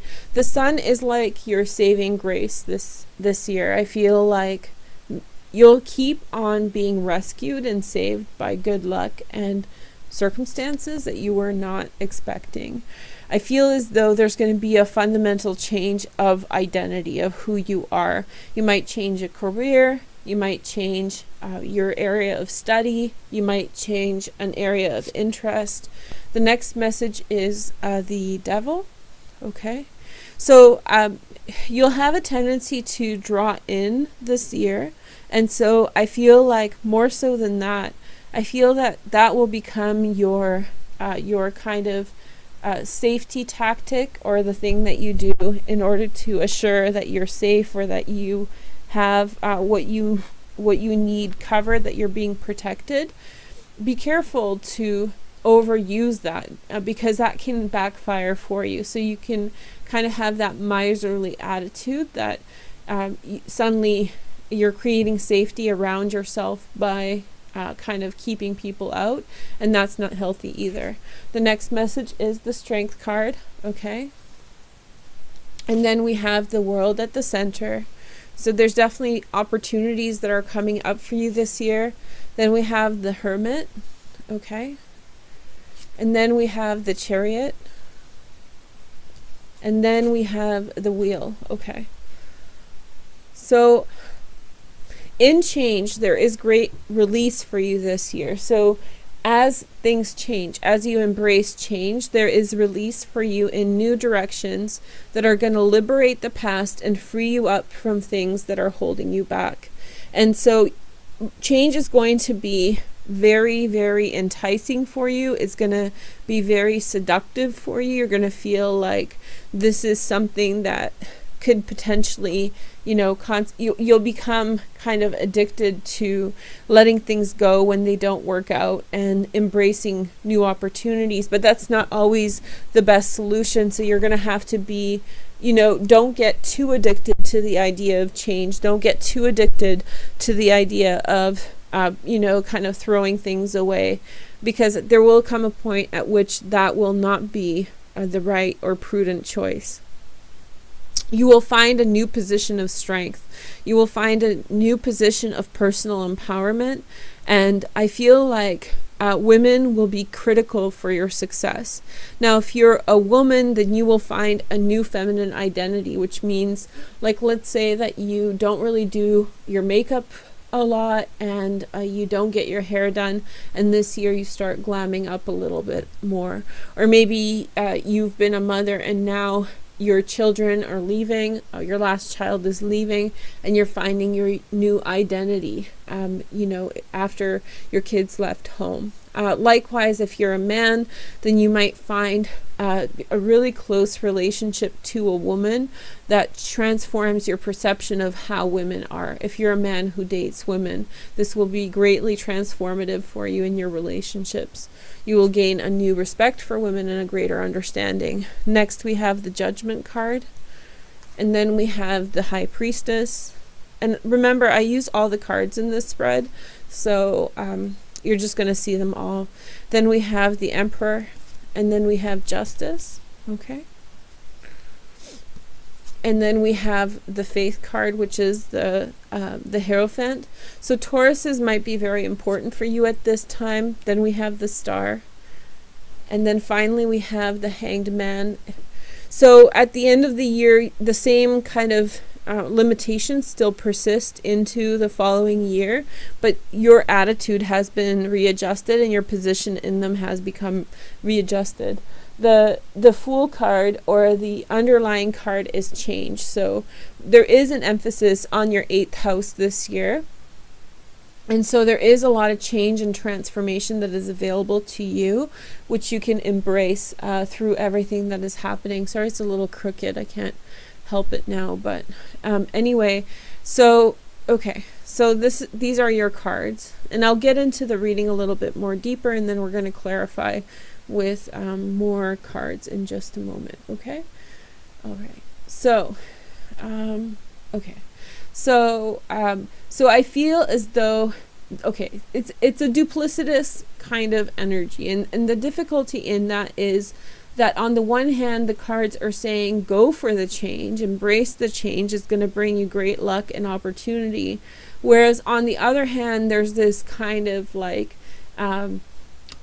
too much of an attachment to change that leads to kind of bullheaded decisions that will lead you to setbacks ultimately. So you have to make sure that the change is coming organically and not being pushed through because you're anticipating change or you want that to happen in some way. I feel like for many of you, business opportunities become very strong in 2018, particularly in the latter part of the year. Financial opportunities are there for you. I feel like there's new directions, new hopes that you want to take in life, that you progress and personally develop in new directions. I feel like for some of you, solitude will continue throughout 2018. Sorry to say that, but you're more empowered in that. You're like directing your solitude towards an aim and towards getting something out of life that you want. Some of you will experience solitude because you will be traveling, so you will be out in the world and just exploring the world, and so a part of that will be you being alone, or you making the choice to make some kind of journey to learn about the world around you. And I feel like there's something that's coming through that has to do with fairness and order that's really important for you in 2018. So it feels like there is something on hold in the back end of your life, and it's something that you've lived with for a very long time, and it's either legal things or bureaucratic things, and you have to paperwork kind of thing, and you have to address it, and it's really taking a long time for it to work out. It's really taking a long time for it to come together in some way that makes sense. And so I feel like a part of it is going to reinitiate this year, although I feel like you've grown accustomed to life with this thing in your life. So it's like maybe someone in your family is married to someone you don't really like, and you're waiting tentatively for the divorce to come through, and you feel like it's coming through, but it's closer than that. It's your own personal things. Maybe you have some outstanding paperwork that you have to complete. Maybe you have to claim citizenship, or maybe you have to do something that's more tedious than something that you want. And so, but it's a bureaucratic step. It's something that actually stops you from living your life in the way that you want. But it's the consequence of leading your life in a certain direction. And so it's always going to be there. And I feel like this year you're going to address it and get rid of it. It's not a big deal, because I don't feel like it's like, for some of you it's a big deal, but for most of you it's something like, you have to fill out the paperwork, you have to claim something that's yours, you have to fulfill an obligation towards something in some direction, right? Okay. So yeah, this is really interesting, the Tower here. I feel like the thing that makes you strong is fundamentally going to change this year. I feel like the thing that's strong is shifting, and the core center, or the thing which makes you strong, or the thing through which you are strong, is shifting. So if your strength was singing all your life, now maybe your strength becomes art or even science. So you're fundamentally shifting as to who you are, as to what defines you. Furthermore, I feel like there's a soulmate relationship that is coming through for you in the latter part of the year. You have this is to do with like bringing you great happiness and joy. And I feel like if you're called to take a journey this year, I would really encourage you to do it. Even if it requires that you sell off things, that you fundamentally change your life, embrace that. I feel like you're running away from a cliff, and the cliff behind you is kind of eroding. I feel like they caught on to you. I don't know if that resonates for you, but like Aquarian energy has a lot to do with being autonomous and being independent, and that's really attractive to other people and other situations. And so people of a lesser nature or quality, they begin to copy the thing that you're doing, and then that thing becomes saturated and you start feeling claustrophobic because people who are just copycats start doing what you're doing, and then they ruin it, right?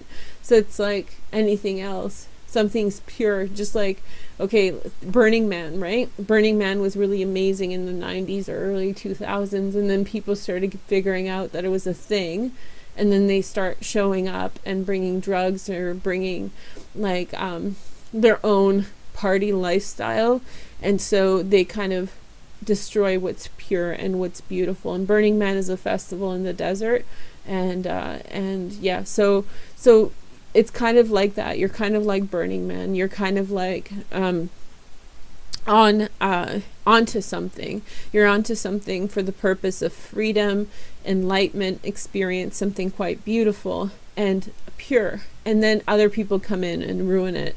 And I feel like they've caught on to what you're doing. Like what you've been doing has become trendy, and now it's being polluted by, you know, lesser minds or people who do things for ulterior motives, and so therefore pollute the purity of what you've created for yourself, and it's no longer feeling so good.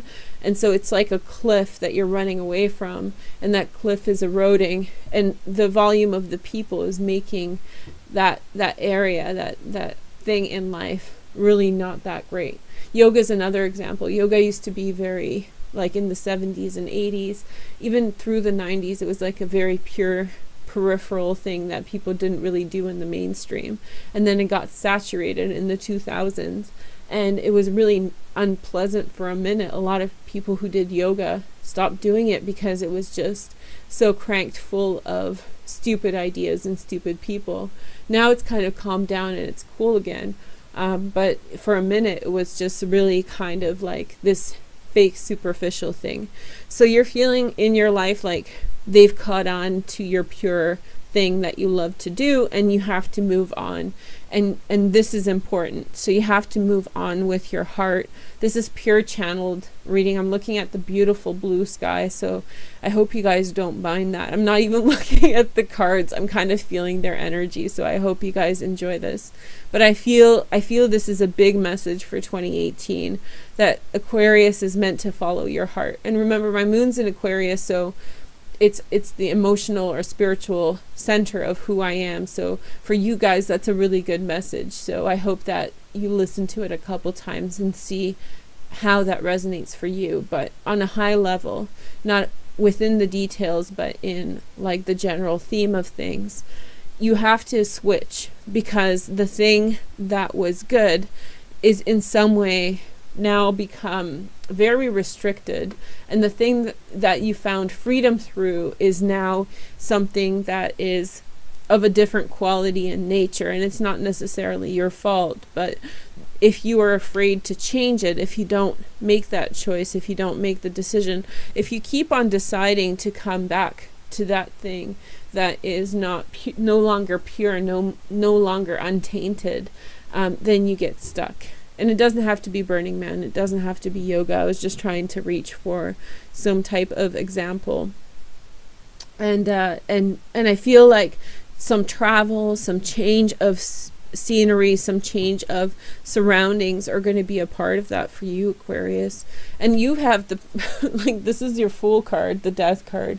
Now maybe a Scorpio is going to show up. Whenever Scorpios show up in my life, that's like a time of really huge transition and change. They're just like, and it's this kind of black comedy around them always. There's this kind of air of, and I have a lot of Scorpio in my chart too, but like whenever I find a lot of Sun Scorpios show up, it's like this, they don't even realize the black humor or the dark humor that they're bringing to very dark, morbid situations. It's very peculiar, because they support you, but they don't support you in the way that a Cancer would, or the way that, you know, a Pisces would.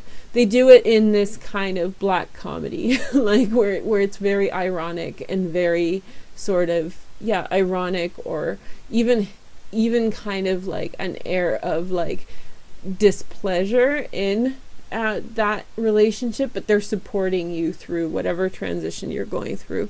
So I wouldn't be surprised if Scorpio people didn't show up for you this year, and when you see them, you're going to be like, whoa, wait a minute, this is going to be a little intense. But yeah, maybe. Okay, so I feel like if you're in school, you could potentially meet someone very important.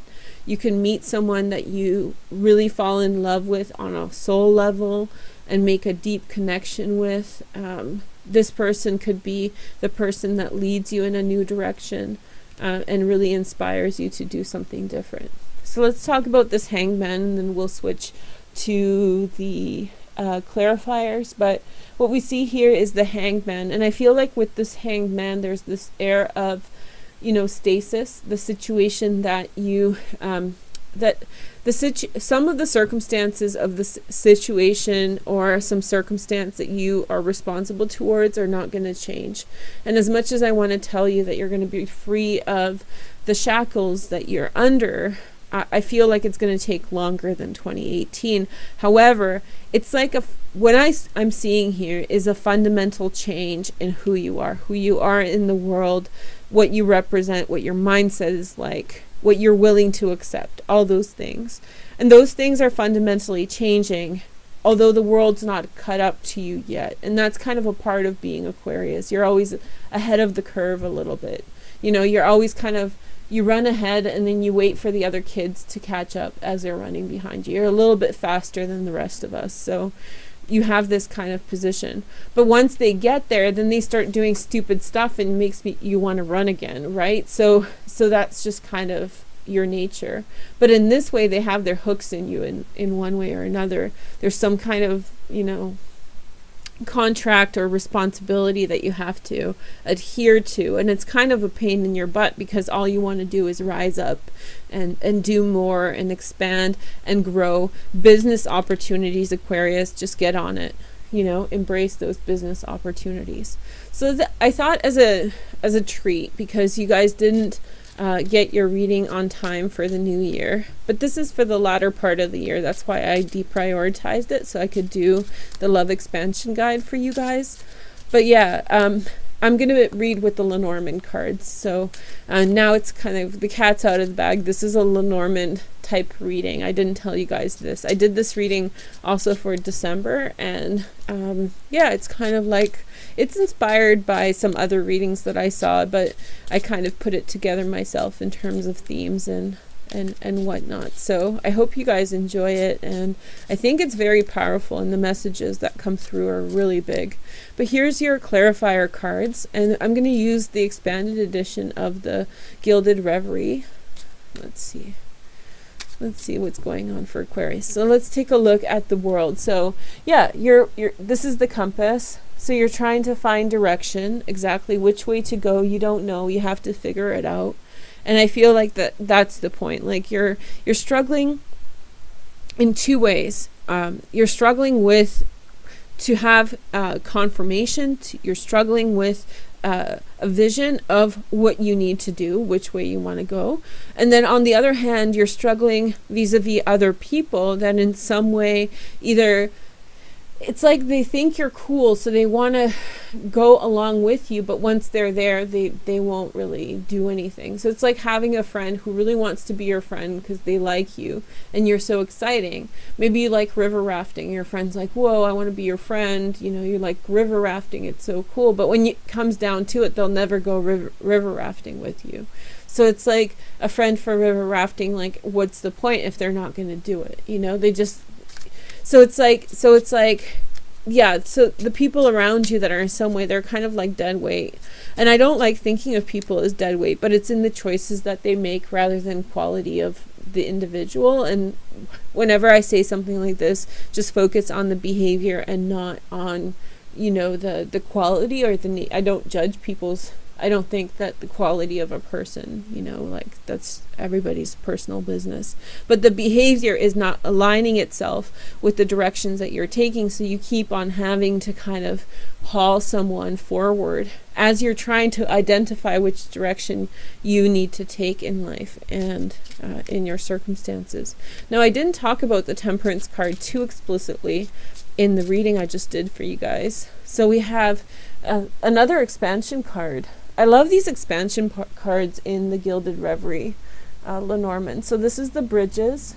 Sorry about the heavy light, but I guess it's a good omen that good things are coming through.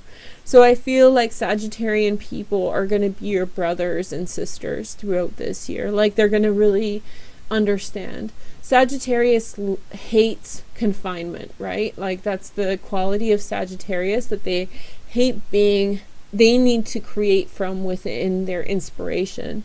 So anybody that holds them back is like a pet peeve, right? They can't stand that.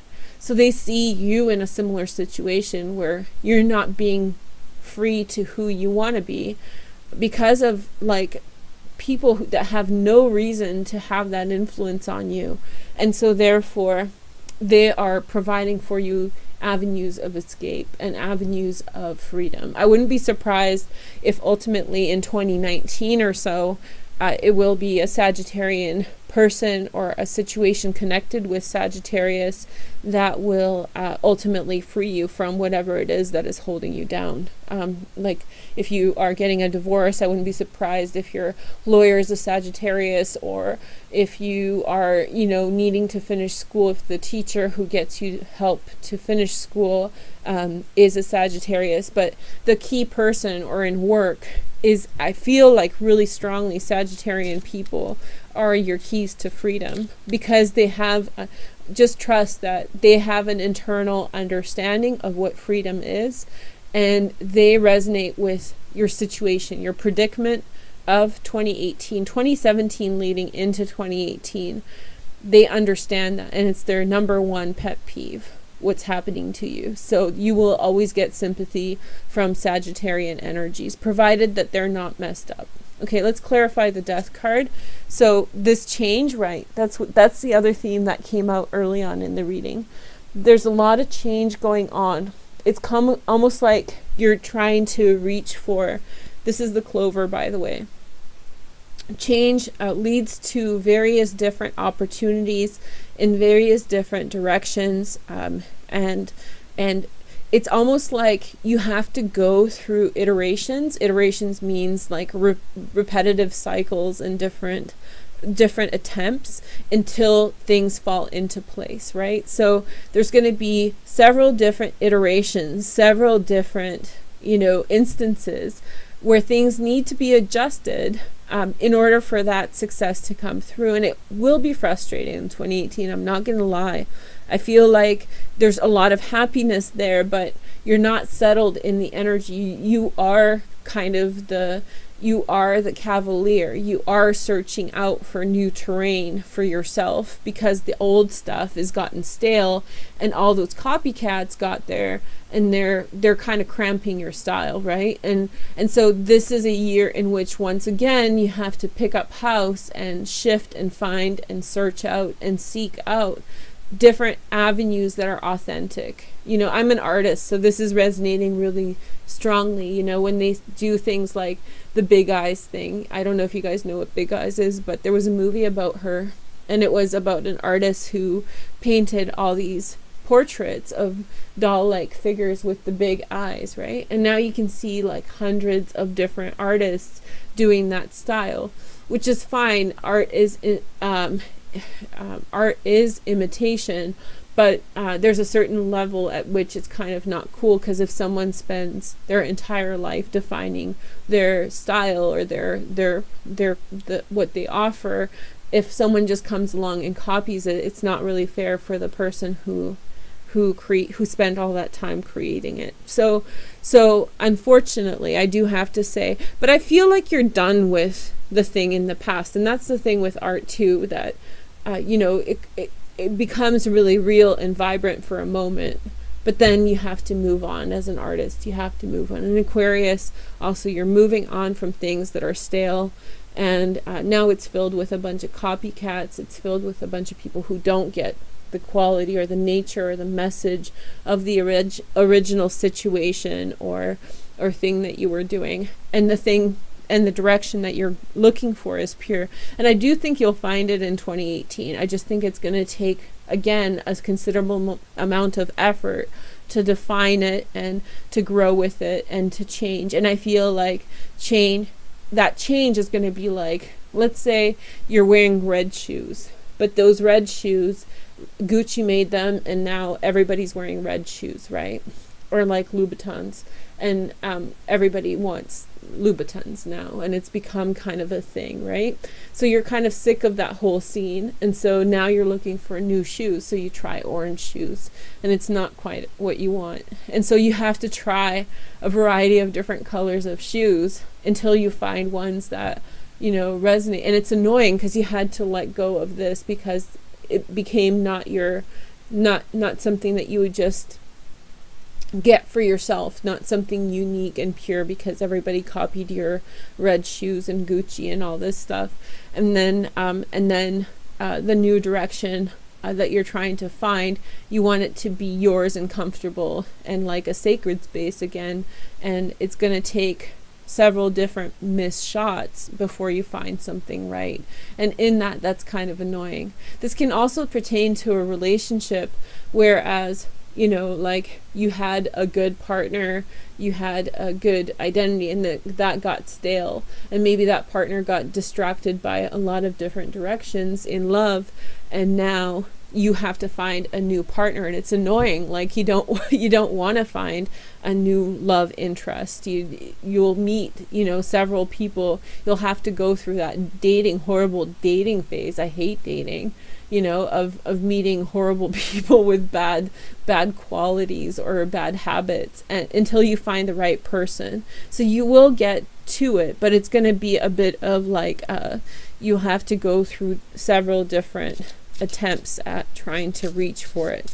And on top of that, some of the restrictions from the past are going to carry you through to try to slow you down. So it's like, yeah, I really get a sense that you're in some way, and I don't mean to like milk this to death, but I feel like you are in some way being limited or constrained or held back from really doing the things in a freedom way. And for Aquarius, for you guys, it's really about freedom. It's really about, you know, doing things in like a way that's unrestrained. You don't like rules. You don't like other people's order. You're law abiding, but I think that when things get overly like picky, like in Vancouver, there's a law that you can't bring flotation devices to the beaches because Vancouver's surrounded by beaches. So you can't bring like, you know, like water toys to the beaches. They don't let that in the beaches. And it's like, that's a bylaw. It's like, okay, well, like as an Aquarian moon, I'm just like, you guys, that's crazy. That's like overly up my ass kind of law. Like don't get too personal, you know? So anyway, so sorry about that. That's the silliest law. But so you're okay with laws, but when they become too micromanaging, that's when you're feeling stifled. And I feel like that's the frustration of 2018, that, you know, yeah. But there's those people who really love to micromanage everything and everyone, and, you know, they usually end up in government. So they usually end up managing the rest of us, and we all hate them and they're annoying, but we gotta put up with them. They also do good things, so I'm not like anti-government or anything, but I hope that you guys feel what I'm saying with that. Okay, so let's see the Emperor. So yeah, you need to also find the right path. So this is the paths card. You're getting all the expansion cards, which I'm kind of digging. So the paths with the Emperor. Okay, so I feel like your career is going to be lit like fire. Like I can't tell you enough. In 2018, I feel like your career you're on to something really good. It's like you're hand making jewelry, and then all of a sudden somebody copied my spirit dolls last year. So annoying. And then it's so annoying because you have to deal with them, right? But then you're on to something way bigger. So it's like somebody copies your spirit dolls or your jewelry, but you like figure out some greater, bigger thing, you know, and I feel like you're going to figure that out. And I feel like you're going to go in a new direction, and that's going to expand and grow in big ways for you. And it's not in 2018 when you really feel it. I feel as though that's going to come through way bigger in the next few years. This is just the beginning of a cycle. It's quite exciting. The Star, we have take a closer look at situations. I feel this is long standing. So this is the magnifying glass, also an expansion card. This is the only card that I have from the regular Lenormand, which I'm kind of living for in this spread, that it came through this way. I feel like a soulmate is coming through. And Aquarius, how do I say this? Okay, Aquarius is one of the most single signs, and I'm giving you guys a good reading. I hope that you guys enjoy it. I'm really feeling it. So I'm sorry to all the other signs, but they waited for 2 months for this. So, nah. Anyway, so soulmate coming through in some way, and this person is gonna represent your interests. I feel like many of you for decades now have felt like you were out on a limb, that you do your own thing, you make best out of situations, but you're out on a limb in a big way. And so I feel like somebody's coming through for you this year, in the latter part of the year, big time. It could be a Cancer or an Aquarius, possibly a Virgo or a Sag. There's the Sag, but that's different energy. This is bigger. This is advocacy. This is someone who's coming through, who has your back through and through. This is someone who understands what this is almost like a patron or a supporter, or like a soulmate in a big way. Oh, wow. That feels really, really on point. I feel like somebody's going to take a look through your situations and not let anyone mess with you anymore. I feel like somebody's coming through in a big way. They could be a Taurus too. So most of these cards, Virgo, Cancer, Taurus, Aquarius, right? Sagittarius, Gemini. I don't feel like it's a Gemini, and I feel like the Sagittarius is a different person. So you have like entourage in 2018, and entourage that's like sickening. It's like really powerful, really good entourage. On the one hand, you have a person who opens doors for you, gives you opportunity in new directions, and then you have someone who is like a fighter, and someone who the things that you let go of is the things that they'll fight on your behalf for. Pretty awesome. Pretty awesome. Okay. So, okay, Strength card. Let's find this out. Oh, wow. Okay. Dice. So this is more expansion card. Dice. Okay, so this is the part where this is what's on you for 2018, and this is where we'll finish the reading. I feel like this is what I was waiting for. Your place in all this is to keep trying. There will be lots of things that don't work out for you this year. So you're like, I'm going to learn shiatsu massage. And then you realize that that's not for you. And then you'll be like, I'm going to learn to surf. And then you realize that's not for you. And you may feel, as you go through all the different things that you're trying to do, you come to realize that those things are not for you. It's going to get in your head, and you're going to wonder like, hey, is this going to ever produce something that is in alignment with who I am? I do sense that your drive is going to be challenged, and you're going to have a really be resilient and fight for your fight to keep trying within yourself, because you're going to get disillusioned, and you're going to feel that sense that you're running away from the cliff and they're just going to follow and copy you. So it's like mobilizing feelings and the feeling of like conviction that you can keep looking for something and finding a path through it. That's going to be your struggle.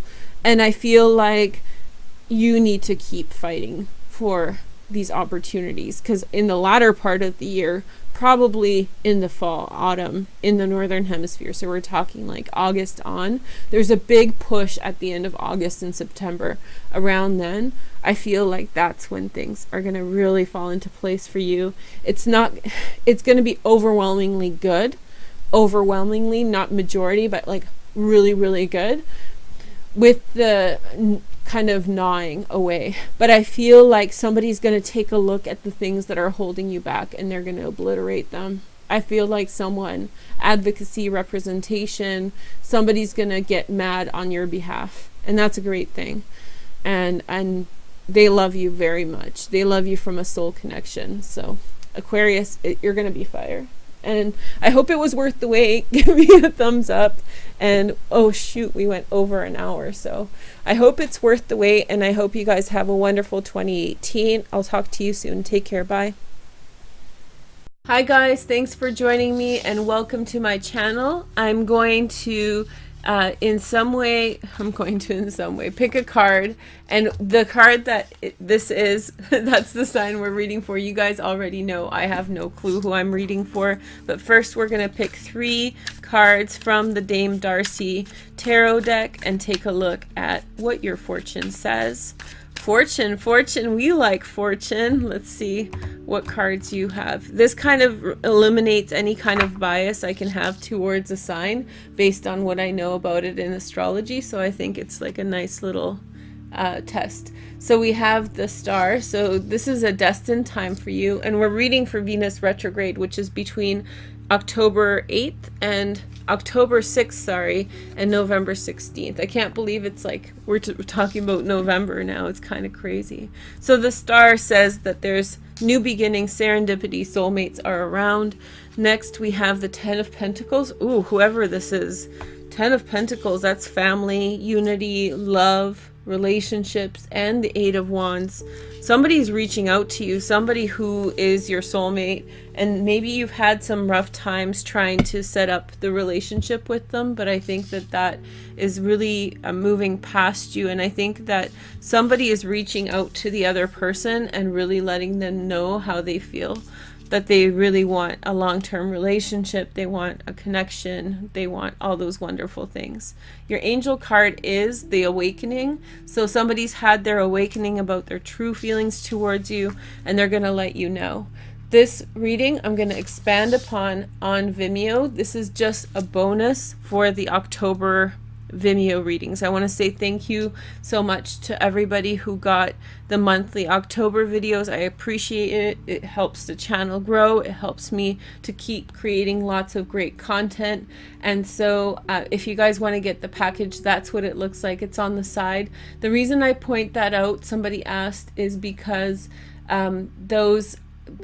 because people are spending too much money by renting every single episode, whereas they can just get the buy all option and get all the content, including this bonus for Venus retrograde on there. Okay, so that's why I mentioned that. And hi to all my subscribers. I just want to point out the bell just down below. If you've subscribed to my channel recently, you should hit the notification bell and check that the 2 lines are over top. That way you will get notifications that my videos are coming out. And if you are an old subscriber, hi again, and make sure that your bell is on as well. Okay, so let's take a look at what sign we are reading for today. Ooh, so we have Cancer. Ooh, Cancer. Cancer's in love. This isn't the first one in which Cancer's in love.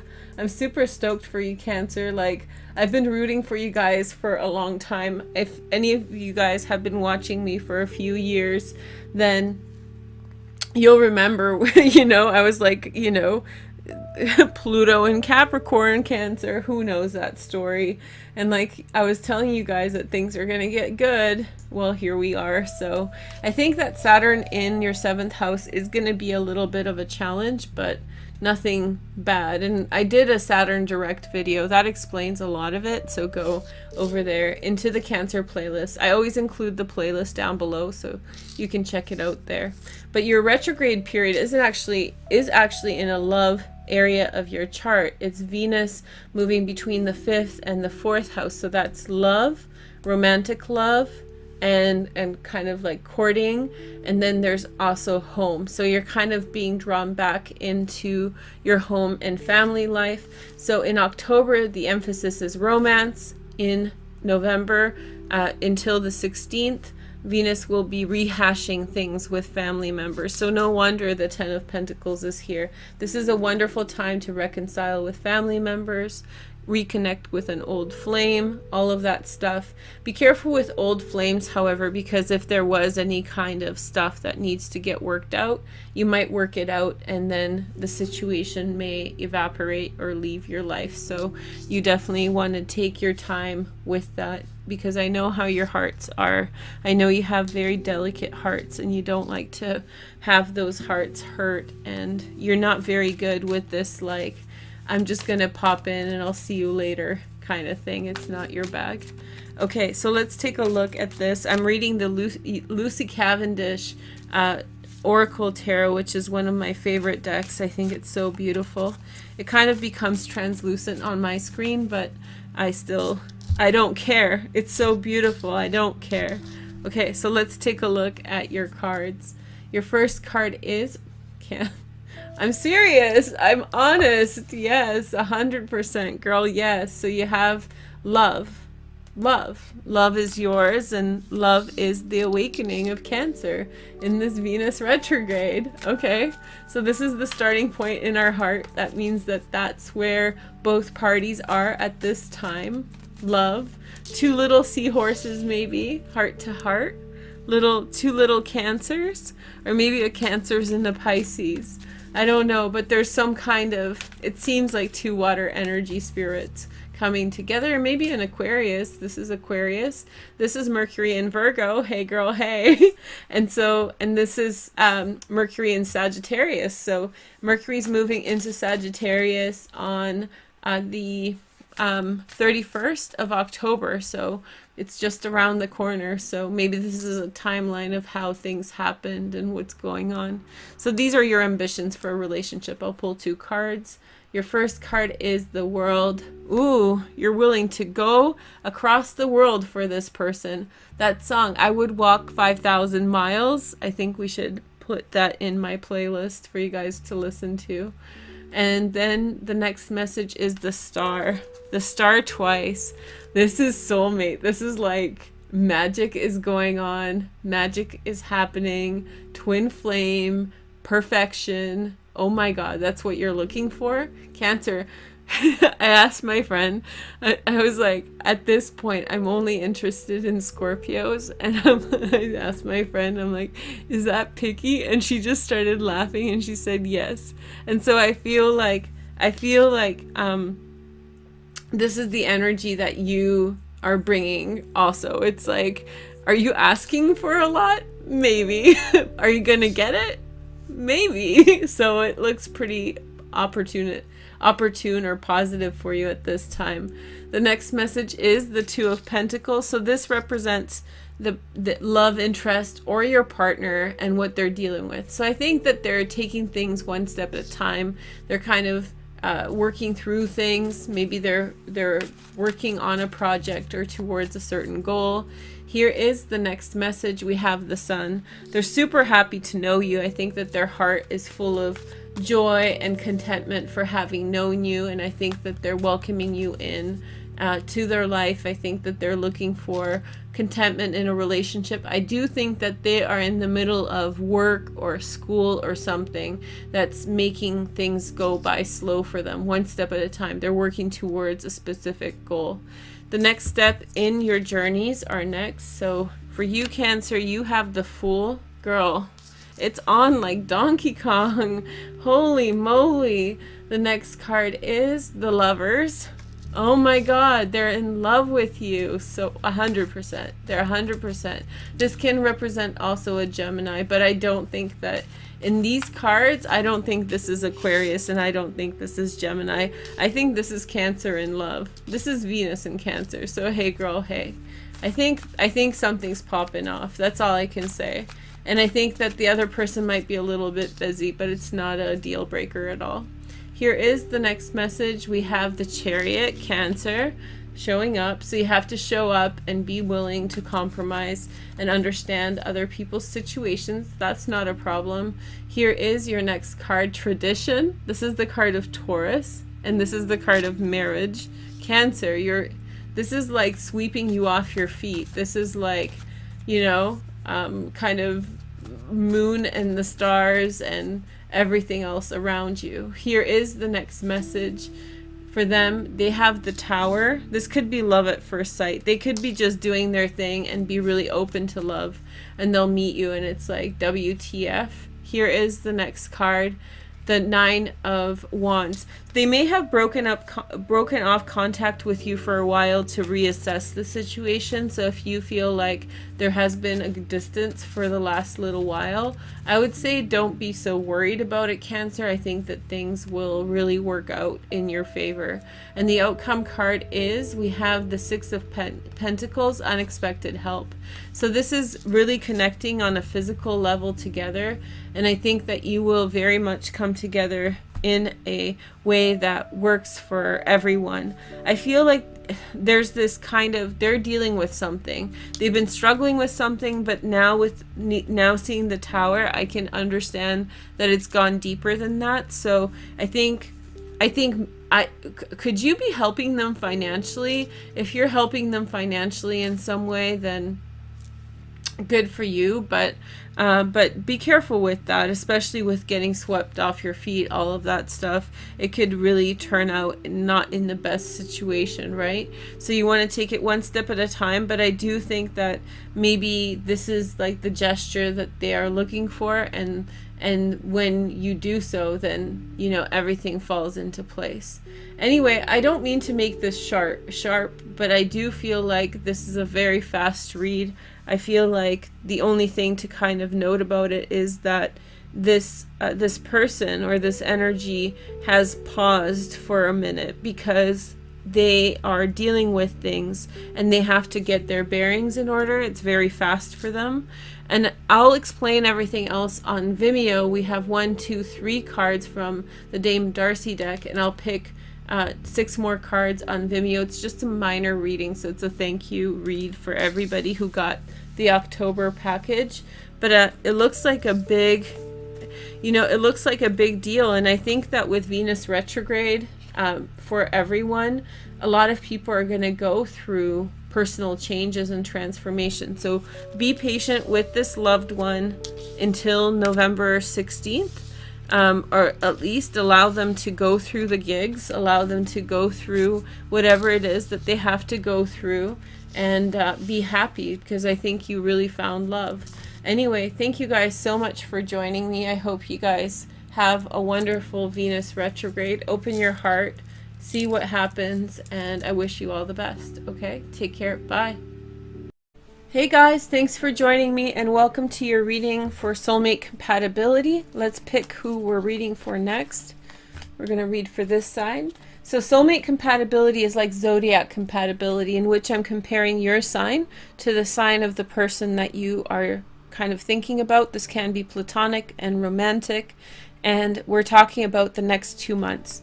Okay, so first off, let's take a look. We're going to talk about Aries. Hey girl, hey, this is going to be fun.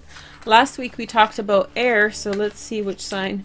We're going to talk not about air, so that's what I drew. We already did that.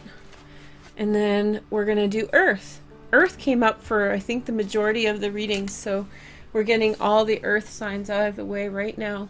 Okay, so let me choose Aries chart for you guys. There we go, and we're ready to go. So this is the Aries chart for the next 2 months or so. There's a lot going on in this career sector. This is going to be difficult for you with Capricorns. I'll talk to you about that in just a moment. There's a lot going on in Virgo, but that's good for you. There's a lot of replenishment, a lot of nurturing, a lot of kindness and positive regard. So I think you'll have a good time with that, and maybe a little bit of a less intense relationship with Tauruses. Not necessarily worse, just maybe less impactful, less in your face, one of you or both of you will sort of back off through this time. So first we're taking a look at Taurus and Aries, and there's a full moon in Taurus on the end of October on the 24th. So if you're kind of in a relationship or a friendship with a Taurus, you want to be considering that full moon as a culmination point of your relationship. So whichever way your relationship is going, pay attention. If you feel like you're on rocky terms with the Aries, with the Taurus, sorry, You may want to consider backing off and not seeing them around the full moon, because tensions can escalate quickly with a transit like that. Other than that, everything's okay. You're getting the pressure taken off of you when Chiron moves over into Pisces for the next few months. So the next few months should be quite cool and collected. We have 8 of Stars, the surge, which is like love coming into your life very quickly, kind words being exchanged. You guys talk a big talk with one another, you and the Taurus. You guys share your opinions, you share your love for each other. It's easy and it's simple and very straightforward. The next message is the High Priestess, and so she represents insight and knowing. I feel as though these kind words are being said, and through them you're understanding what the other person truly wants from you. Let's see the next card. We have the 4 of Stars. And so with the 4 of Stars, advancement, I feel as though you're building a very healthy and stable home together. I feel as though there's like, doesn't mean that you guys are living together. It's just you're providing for each other a sense of security and a sense of understanding. And I feel like there's a lot of like positive talk that's going on between the two of you. A lot of like support talk, reinforcement, help. It's like, hey, come on over. If you're not living together, it's like mi casa e su casa, that kind of thing. Let's take a look at your romance angel. Give your relationship a chance. Work on your partnership. I feel like both of you guys need to have more faith in the relationship. I feel like you need to build your confidence about the fact that the other person really likes you and wants you around. I feel like you need to kind of bring about that energy towards you. Here is your next card. We have Let Go. So let go of any kind of apprehensions. I feel like it's a very safe relationship to be in. If it's romantic, then I feel like everything is in place for a stable and nice relationship. Remember, Taurus has transits in their 7th house, Jupiter and Venus this month, which are of a partnership nature. So if it is a romantic relationship, that will support them as you get closer. So you can use that for communication, and maybe this is where the 4 of Wands is coming through. So enjoy your relationship, all steam ahead. You know, in some way build up your confidence about it, and you should be fine. Okay, so next we're going to take a look at Aries and Virgo. So Virgo has a lot of transits in September until the 22nd of August. I'll use my cursor to show you guys. So there's Virgo right there. And so I feel like through these transits, Virgo will provide for you a lot of support and a lot of sustenance. That means that they are ready to give you emotional support, an ear to listen to, provide feedback. They have a lot of resources to be able to help you with, and I think that they're freely and willingly going to oblige if you're friends or maybe more even deeply connected. Let's take a look at your cards. We have the 3 of Hearts. So this is joy, celebration, and happiness. This could be the fact that you and the Virgo are coming back together after a period of being apart. There's some mixed feelings about this. Maybe a Pisces was involved. Maybe there's some worry that there isn't something that is real in this situation. Here is the next card. We have the Force and Strength. This is the card of Leo. So some kind of truth and passion is going to overcome any worries. I think that if it's meant to be, this relationship will be proven so by just an expression of desire. You know, just you'll feel it in your tummy. You'll feel like super excited that the Virgo is around, and maybe they'll feel the same way. Back to basics, right? So you want to cut through all the BS. As you can see, Virgo is your 6th house, which is like the house of simplicity, day-to-day activities, doing the laundry, sweeping the floor, that kind of stuff. So back to basics. You don't have to think so deeply about things, and I think that maybe a part of the process in the next 2 months will be to kind of unwind out of complicated feelings that you guys are sharing. Okay, let's see your next message. Engagement. Your love life is ascending to a higher level of commitment. So maybe it's time, in one way or another. It doesn't have to mean that you're getting married, but in some way, maybe it's time to kind of bring forward a more stable relationship. One in which it isn't full of all these assumptions and beliefs that are very problematic. Maybe you can just trust your desire a bit more and step into this relationship. And maybe likewise, the Virgo will as well. Remember, this is sun, moon, and rising. So for both of you, it can affect any of the transits. So it could be a Virgo moon or it could be a Virgo rising. Okay. So last but not least, Capricorn. And I think that this is probably going to be the hardest match for you in the earth signs for the next 2 months. Not because they are difficult match for you naturally. They sort of are, but they are a square to you. They're a cardinal sign. But I think that the difficulty comes in just how much changes they have going on in their sign. And this is, a lot of them will show up for you in your career and your public life, and that will destabilize you. That will create instability for you. That will be a part of you trying to figure out what is career and what is my private life, or what is my relationships with these people. So you may want to kind of stay clear. It might be overwhelming. Here is the next message. We have the Seven of Trees. So this is the Seven of Pentacles, contemplation. You have been thinking about this person for quite some time, and I feel as though you have been trying to wait for the perfect time or the perfect opportunity.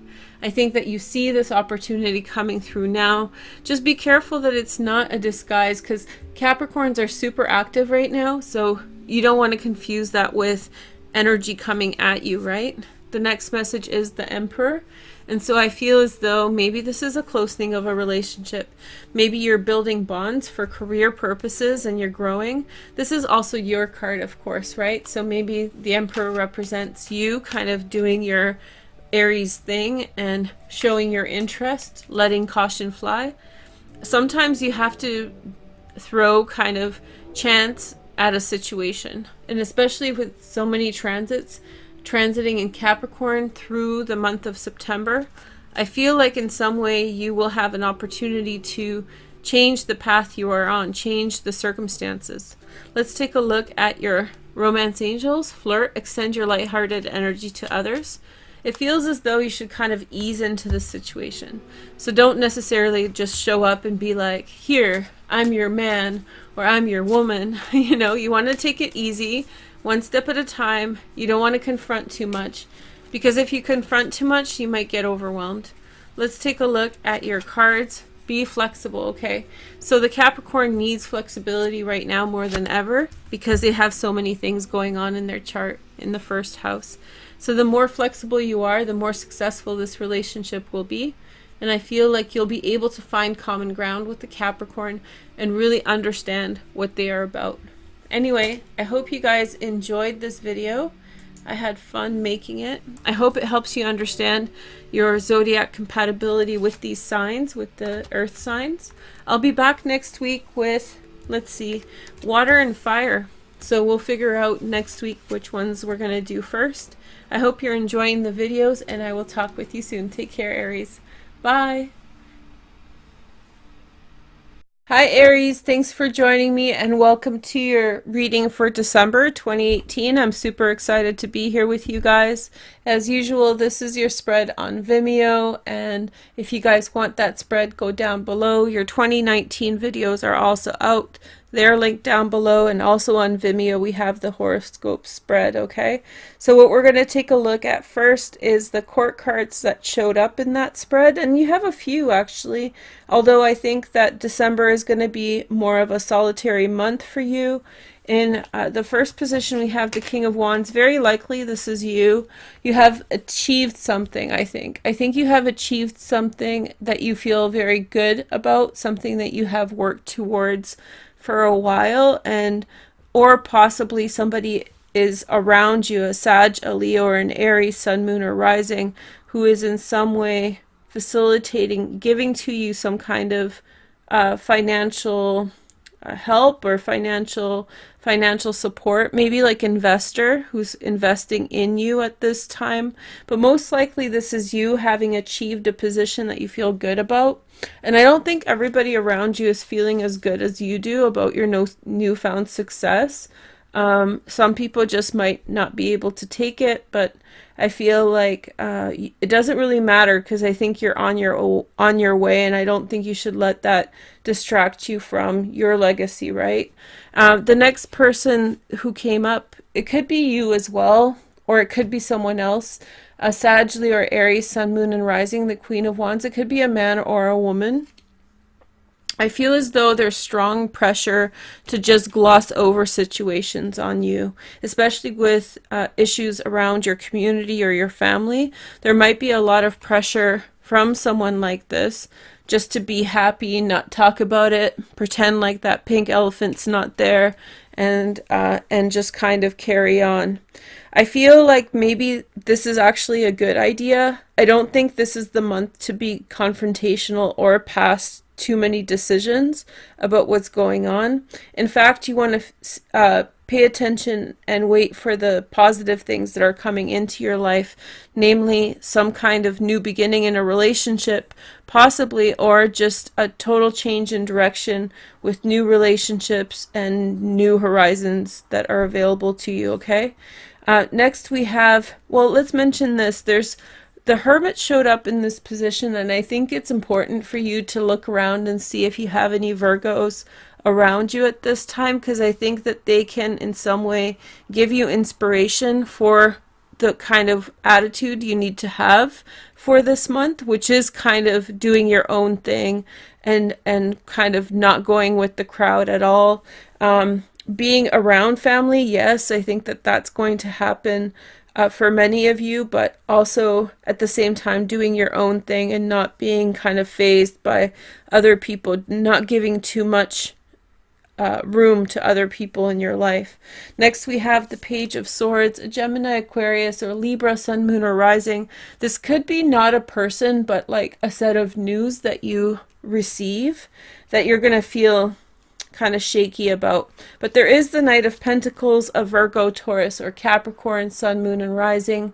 And if I were to say anything, this is probably the person with whom you could have the beginning of some kind of relationship, or maybe on the horizon. If you're already in a relationship, then I feel like this person, your partner, is expressing values of stability and they're just carrying on. And I don't think that they're the person who's involved in all the other mumbo jumbo. I think this feels like maybe like a friend, or not really a friend, or like a family member, like a cousin or something, who's just kind of comparing too much, you know.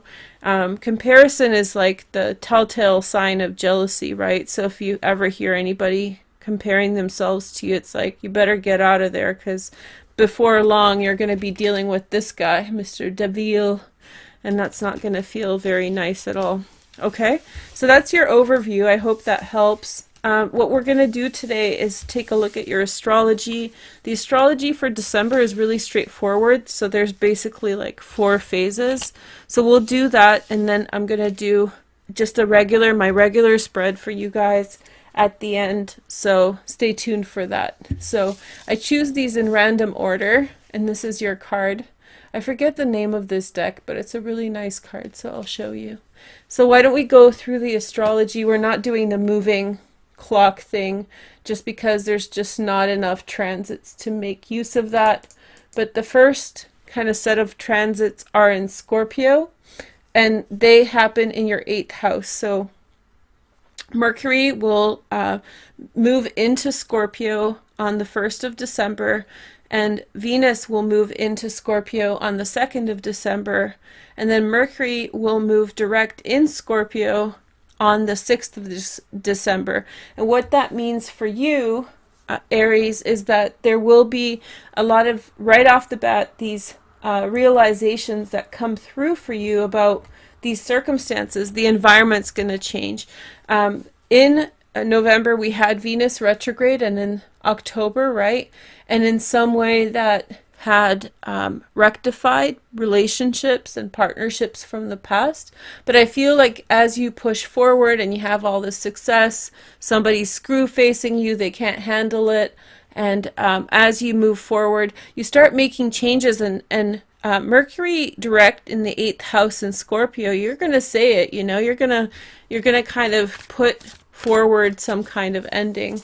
And that's not such a bad thing. So why don't we pick a few cards just to see what that's all about. So this is the Tarot Templar, but we have the Last Judgment. There you go, making a decision. The Last Judgment is ruled by Pluto, which is the ruler of Scorpio and also the ruler of the 8th house. So you're right on point with that. We have the Four of Cups. Some kind of new information is offered or shared. We have the Two of Swords. You make a hard decision and then you waver on it. I think that the person that you're making a decision on is quite important in your life. And then you have the Four of Swords, which is kind of the advice from Vimeo's, right? As well as take rest and chill out and wait until all the information comes in. So what I told you guys on Vimeo in short is that you are not supposed to make drastic decisions. However, let's clarify that here right off the bat. I think in the first 2 days of December, you will be making decisions. And then the rest of the month, you want to see how it all plays out. So that is your transits at the beginning of December, which happen to all fall in Scorpio in your 8th house. The second set of transits that we're talking about are in the second week of December, and they happen to be all in Sagittarius. See how easy it is? Oh shoot, what happened to the chart? Let me just get this fixed. Aries. There we go. Sorry about that. Okay, so for the next chart, we have all the transits here in Sagittarius, and Jupiter's in Sag right now, long distance travel available all year. The new moon happens on the 7th of December in Sagittarius in your 9th house, and Mercury enters into Sag on the 12th of December. So this mid-month, second week of December, there's a lot of opportunity. So right from the 7th of December, there might be opportunity to travel. If that presents itself, seriously consider it. Or if there's an opportunity with regard to your education, this is the time to, it's never going to get better than this. So go and pursue whatever's out there, okay? Here are 4 cards for you. We have the, what is this? The Seven of Cups. So definitely some kind of visions. This was an important card for you in the Vimeo reading. This is not only illusion, it's more like seeing the possibility as well. The next card is the Two of Rods. So trying to differentiate and see the truth in what you're seeing, trying to figure out what is the truth. And I think that the message that if a opportunity presents itself to travel, you should definitely pursue it, should be kind of noted and paid attention to right now. The next message is the Chariot, which is the card of Cancer. And so this is overcoming hang-ups. Maybe if there's a reason why you have not done so before, this is the time to go for it. The North Node is in Cancer right now in your 4th house of home and family. So some of the hang-ups might have to do with family issues, home issues that you're really getting through and over, allowing you to travel. So if family is holding you back, this is the time to kind of break away and do your own thing. And that might actually refer back to the Vimeo reading. The last card is the Eight of Cups. Now, this looks like a really sad Eight of Cups, but I feel like this isn't going to be a sad thing. This is just don't sweat the small stuff. I don't know if you know those books, but you're just not going to allow emotional manipulation phase you, and you're going to travel. You're just going to travel this year. That's, you know, and if you can't travel far, then you're going to be continually opening up your horizons, going to, you know, opening up your consciousness towards other places and all that stuff. So the new moon happens again in Sagittarius on the 7th of December, and it's going to open up a world of possibilities for you. So hey girl, hey, how about that? I know what's been going on with the transit. Hold on. So we got to switch it here. I'm going to fix it for the next sign. But okay, so for the 3rd week or so, for the 21st and the 22nd, we're looking at transits in Cancer, right? So we have a full moon in Cancer that happens on the 22nd at 0 degrees Cancer, actually. And then we have a the sun moving into Capricorn, not Cancer, but that's kind of the opposite sign. So that works together on the 21st. So right there we have the sun moves into Capricorn on the 21st, and on the 22nd we have the new moon in Cancer in your 4th house. So I feel as though this is going to be a really important moment for you from the 21st until the following the 21st of January, when the sun moves into Aquarius. So that for the next month you should be really focused on your career, really focused on your career. And I think that those opportunities that we were talking about already are going to shed light on some of the family things that may have been holding you back in the past. Okay, so let's take a look at some cards. We have the 5 of Pentacles. So maybe this is to do with like a legacy of not believing that you can make it. Maybe there's like a, you know, there's some really toxic narratives and family dialogues about wealth and about making money and all these things, and people tend to hold each other back. Just because they're holding you back doesn't mean you can't love them, but you can't let them mess with your life like that, right? The next message is the King of Wands, a Sag, a Leo, or Aries. So this is showing up again. Now this is maybe you being very successful at this time. Or possibly there's another fire sign, and this is the person who in some way has their ego rubbed the wrong way. Remember, it was the Queen of Wands that showed up in your first spread, and that was in the position of the divine masculine. And so what that could mean is like that, like a guy's acting kind of prissy about things, you know. So that could be the person who is in some way, you know, uncomfortable with your success, or maybe you're like the most successful one in your family or your friend group, and somebody just can't handle that energy. So just hold your head up high. I feel like that's a strong message for you guys, is that you have this kind of, you're doing something right, and they can't handle it, right? And then the next message is the Queen of Pentacles, and this is to do with this. It's like, open your eyes, Aries, because this is going to only happen once this year and then once next year, but you should really pay attention now to see where the opportunities are taking you. The South Node is here in Capricorn for you, so that's exciting, because that's going to release any negative attachments to those narratives that are holding you back, storylines about what you can't do, you know.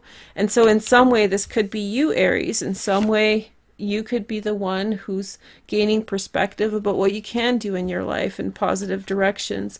And then the last card, sorry, is the 4 of Pentacles. So it's like, again, you're still kind of, my suggestion is, and I felt this even before I pulled the card, that like you're holding back. You're holding back in some way. You're not putting as much energy into situations as you could be. And that holding back is only going to cost you things, right? And in retrospect, you're going to feel, you're like, oh, I could have done more, or I could have challenged myself more. I could have challenged this energy more. So try to pay attention. Maybe take a page out of the book of the Queen of Pentacles, who knows her boundaries really, really well. Maybe even ask questions. You know, you can go and ask some questions about what they think you should do in this situation, or try to get them to talk about their experiences so that you can learn and make better decisions for yourself. But I think a huge pressure on you will be that full moon in Cancer at 0 degrees Cancer, right here at your IC line. So that full moon is going to really teach you about like how you think about success in your life. And I think that the most, rather than just patting yourself on the back, I think it's really helpful to really pay attention to like, what are you thinking? What have you been programmed to think that holds you back, right? Okay, and then the last transit that I want to talk to you guys is right on the 31st. Happy New Year, guys. Holy crap, we're here. Can you believe it? Okay, so let's do this. So the last transit is Mars moving into Aries. Hey girl, hey, you guys are going to have an amazing New Year's for this one. So the next month, again, really, this should not be about relationships. And I know relationships had come up for you guys in the previous reading I did. But like, I think that you should be really focusing on achievement and seeing what you can kind of make happen in your life because of this massive nice stellium in Capricorn, and also Uranus in Aries, and then also Mars, right? So let's see what Mars is bringing you for the new year. And just remember that solar eclipse happens in Capricorn in the 10th house on the 5th of January. So just around the corner, and you should really keep that in mind in December. A solar eclipse brings something new in. It could be a job offer, it could be financial success, a new project, something else is available. Your 4 cards are the Wheel of Fortune, hey girl, hey, so that's Jupiter here in the 9th house. And then we have the Ace of Cups. This is nice, this is nice. And then we have the 8 of Cups. And then we have the Queen of Swords. So who's the party pooper? That's the Gemini, Aquarius, or Libra, Sun, Moon, or Rising. But it doesn't have to be an air sign, but somebody's really, you know, they're doing the most, for sure. We'll see it more in the reading, but just pay attention because it seems as though there's a lot of positive energy around you. The new relationships are available, feeling happy, go lucky, and then there's the Queen of Swords, and she just feels like a party pooper. She feels like she just wants to go home at like 11:45, you know, and you're like, it's New Year's, what are you doing? Okay, so whatever. I feel like you should go with your energy. This isn't about anybody else, it's about you, and I hope that you enjoy, you know, December. So that's it. Not too painful. And what I'd like to do now is do a little reading for you guys for the general energy for December. And I'm going to use the Clint Tarot. Make sure to comment and like if you haven't already, and check out that horoscope spread for 2019. I think I have like 2 or 3 videos out for 2019, so go check them out. You should get familiar with the Aries playlist because that's how you can follow which videos are out and all that. I keep that pretty updated, so hey girl, hey. Okay, so let's see. I love this deck. It's beautiful. Perfect for Christmas, hey? Okay, so let's see. Your first card is the 6 of Rods. So again, the message is you've been very successful. I know I'm offering a lot of like criticism or feedback with this, but I think that the bottom line is your success. You've been successful, and I think that it's about the level of success you've leveled up so much that other people don't know even how to relate to you. You know, not like you're so out of the stratosphere that it's like insane, but it's you've disrupted the normal relationships that you are in because you have been so you've just done the most, and you've achieved what you've wanted to achieve, and that can really mess with people's heads. So I think that this is just reaffirming that you've been extremely successful at this time. The 7 of Pentacles really says that you are looking towards some kind of new direction, investment in towards something new, thinking about the long term. It's not really about the now, and that's really been coming through for you as well. It's about the long-term future in things. The next message is the 5 of Pentacles.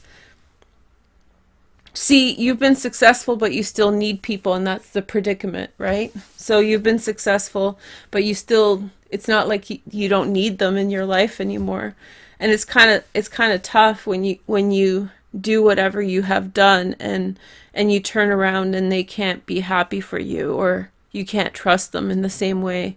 You can't trust them to kind of help you out now because you've been so successful, so they're going to dip out on you or whatever, right? So it's a weird feeling, I know, but you'll find a way. You'll find a solution, and I think you'll find the solution in January as opposed to now, after those eclipses, right? The next card is the 4 of Pentacles. Hey girl, hey, lots of pentacles. Aries is which Aries are buying me Christmas presents? Hey girl, hey. Address in the description. I'm just kidding. Okay, so just get lots of Vimeos. I'll be stoked to see that. But the 4 of Pentacles, yeah. So you're holding back. Pay attention. Take your time. Don't let things bother you. And I don't think you will be, judging from the other spreads. I think you're fine. The next message is the Three of Pentacles. Look at this. Wow, it's all success. Your best relationships will form for you in and around work at this time. And even if it's just like work-based relationships, just know that you will, just know that, you know, just be satisfied with that for now. Don't look for deeper waters at this time. Just pay attention to what the people you have around you are doing, and then just carry on. The next message is the King of Swords, a Gemini, Aquarius, or Libra. So, Queen of Swords, King of Swords, same person maybe.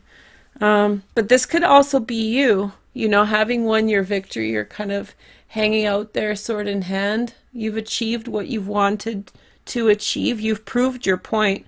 I feel like there was a little bit of opposition, like people saying you couldn't make it. And if they didn't say it, then that's what they thought.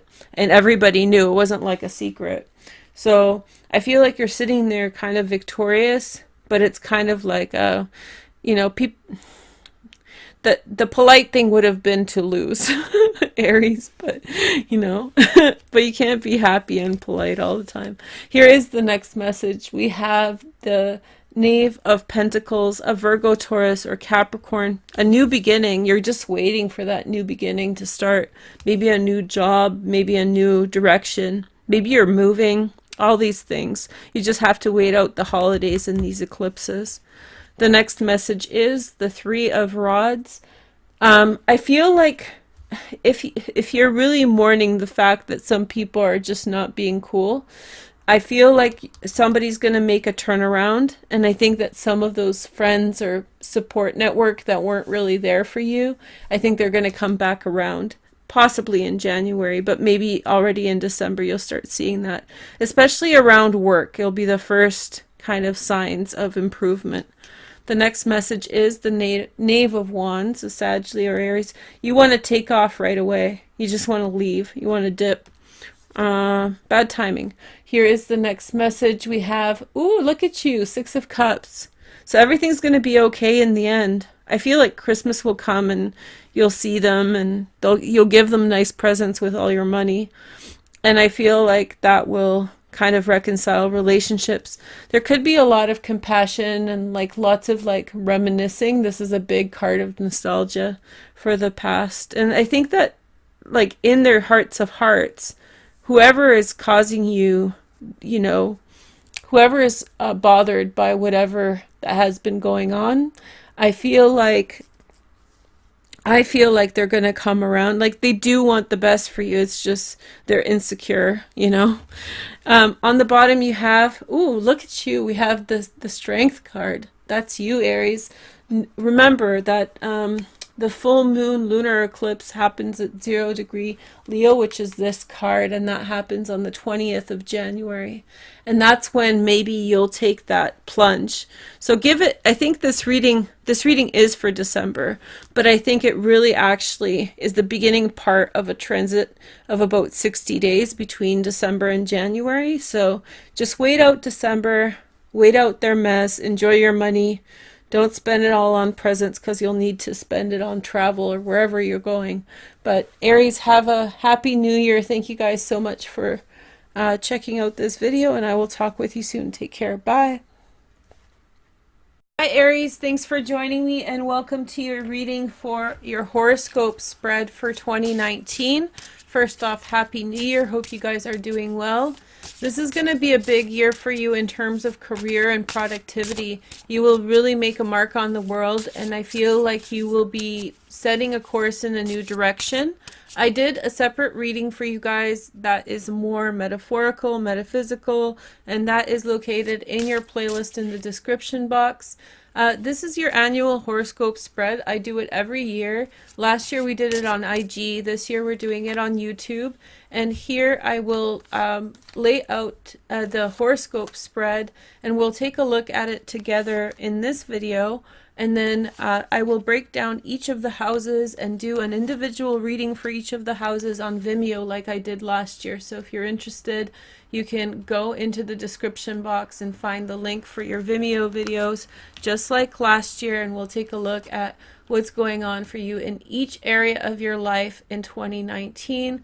Also, this will tell you about what's going on every single month. This is January, and the last card I put here will be December. So I hope you guys are excited about this as I am. I really love this spread. I love doing it for you guys every year. And I actually started incorporating the monthly interpretation last year because a subscriber told me, oh, I'm actually watching this for every single month. I was like, oh, that's a good idea. That's a way that people read this spread anyway. So what we're going to do today is go through each of the houses. I'll show you the cards here so there's no surprises, and we'll do a dedicated reading for the central card. That's the same reading you'll find for each of the houses on Vimeo, and I'll show you the cards that I'm using in just a moment. But are you guys ready? Let's take a look at your spread. Before we begin, just make sure to like and comment the video, especially if you are watching a few months down the line. Really, really helpful to see your comments come through. Your core energy, Aries, are you ready? Exciting time, is the High Priestess. Ooh, I find that years with the High Priestess are really magical. So this is all about insight. And I just did your tarot reading for the whole year, and there's this kind of path that you're on that you're meant to follow. You're meant to really abide by a specific direction that you're meant to take. You're really meant to listen to your inner guide and listen to the people that are around you that are acting as oracles. They're giving you very important insights out how to align. Many of you are attached to family that are excuse me. Many of you are attached to family members who are disparaging for you. Maybe they're nice family members, maybe they love you, but in terms of you going after your goals, they have not necessarily been there. They have not necessarily been supportive in the way that you needed them to. And so I feel like in 2019, this is you finding what that mystery is, like what it means to be you. So you don't have to kind of go by your commitments to other people. You're going by a commitment to yourself and your own well-being, and seeing what happens when you do that. It's going to be a very magical time in your life, a very powerful time. And so we'll talk about it step by step here. Okay, so the first house is your identity, yourself. Chiron is in the first house. This is where you're having your kind of mini crisis. You're not having a mini crisis, but the crisis that's prompting all of this is Chiron. It's forcing you to take a look at yourself and feel like, am I who I want to be, and how do I change to become who I want to be? Pisces just had Chiron in Pisces for like 6 years. And it's been a hard time to be a Pisces. However, at the end of 2018, when Chiron started moving into Aries, Pisces went through a massive glow up, and all Pisces were on top of the world. So there is a light at the end of the tunnel, but we're just getting into the tunnel here in 2019. Okay, so let's see what your card for the first house is. You have the Hanged Man. Attachments to family members. What did I tell you? Attachments to family members, attachments to family members, responsibilities, promises, sacrifices that you are expected to kind of uphold and to refine. So there you go. Your personality is one of being kept back from being fully of yourself. And life has kept you in a certain place to accept things as they are. But I think you're evolving, and I think you're moving past this energy. Slowly but surely. It's a whole year of moving past this energy because love relationships are involved. In the second house, we have Uranus and Vesta. Now, Uranus is going to be amazing for you in terms of productivity for the next 7 years. Uranus in your second house. Wow, you guys are going to make cool stuff. And I think you should really focus in 2019 on writing down all your genius ideas about how to make money in new directions and where to be successful. The card that we have is the Art Temperance card. This is the card of Sagittarius. And so I feel like careful approach towards your productivity, careful approach towards making things happen in the way that you want them to happen, the careful manifestation of what you want to see happen in your life. I feel like the strength and I feel like the Temperance card is really saying that you are really observant of your world this year, and you are combining the different observations to derive conclusions as how to make things better and how to improve on the things you're interacting with, and thereby sometimes profiting from that. By the way, this is January, this is February, just as a reminder if you're getting confused. And here is your second card, or third card, sorry, the month of March, and communication, Mercury. So I think you're calling the shots, Aries. You can definitely make things pop. You can make things happen. You can make things manifest. I feel like you are make things happen, make things manifest. You can change the world around in some way. You can really pull some strings. What you say is like a seal. So whatever you say for yourself or others can really have a huge impact on your life.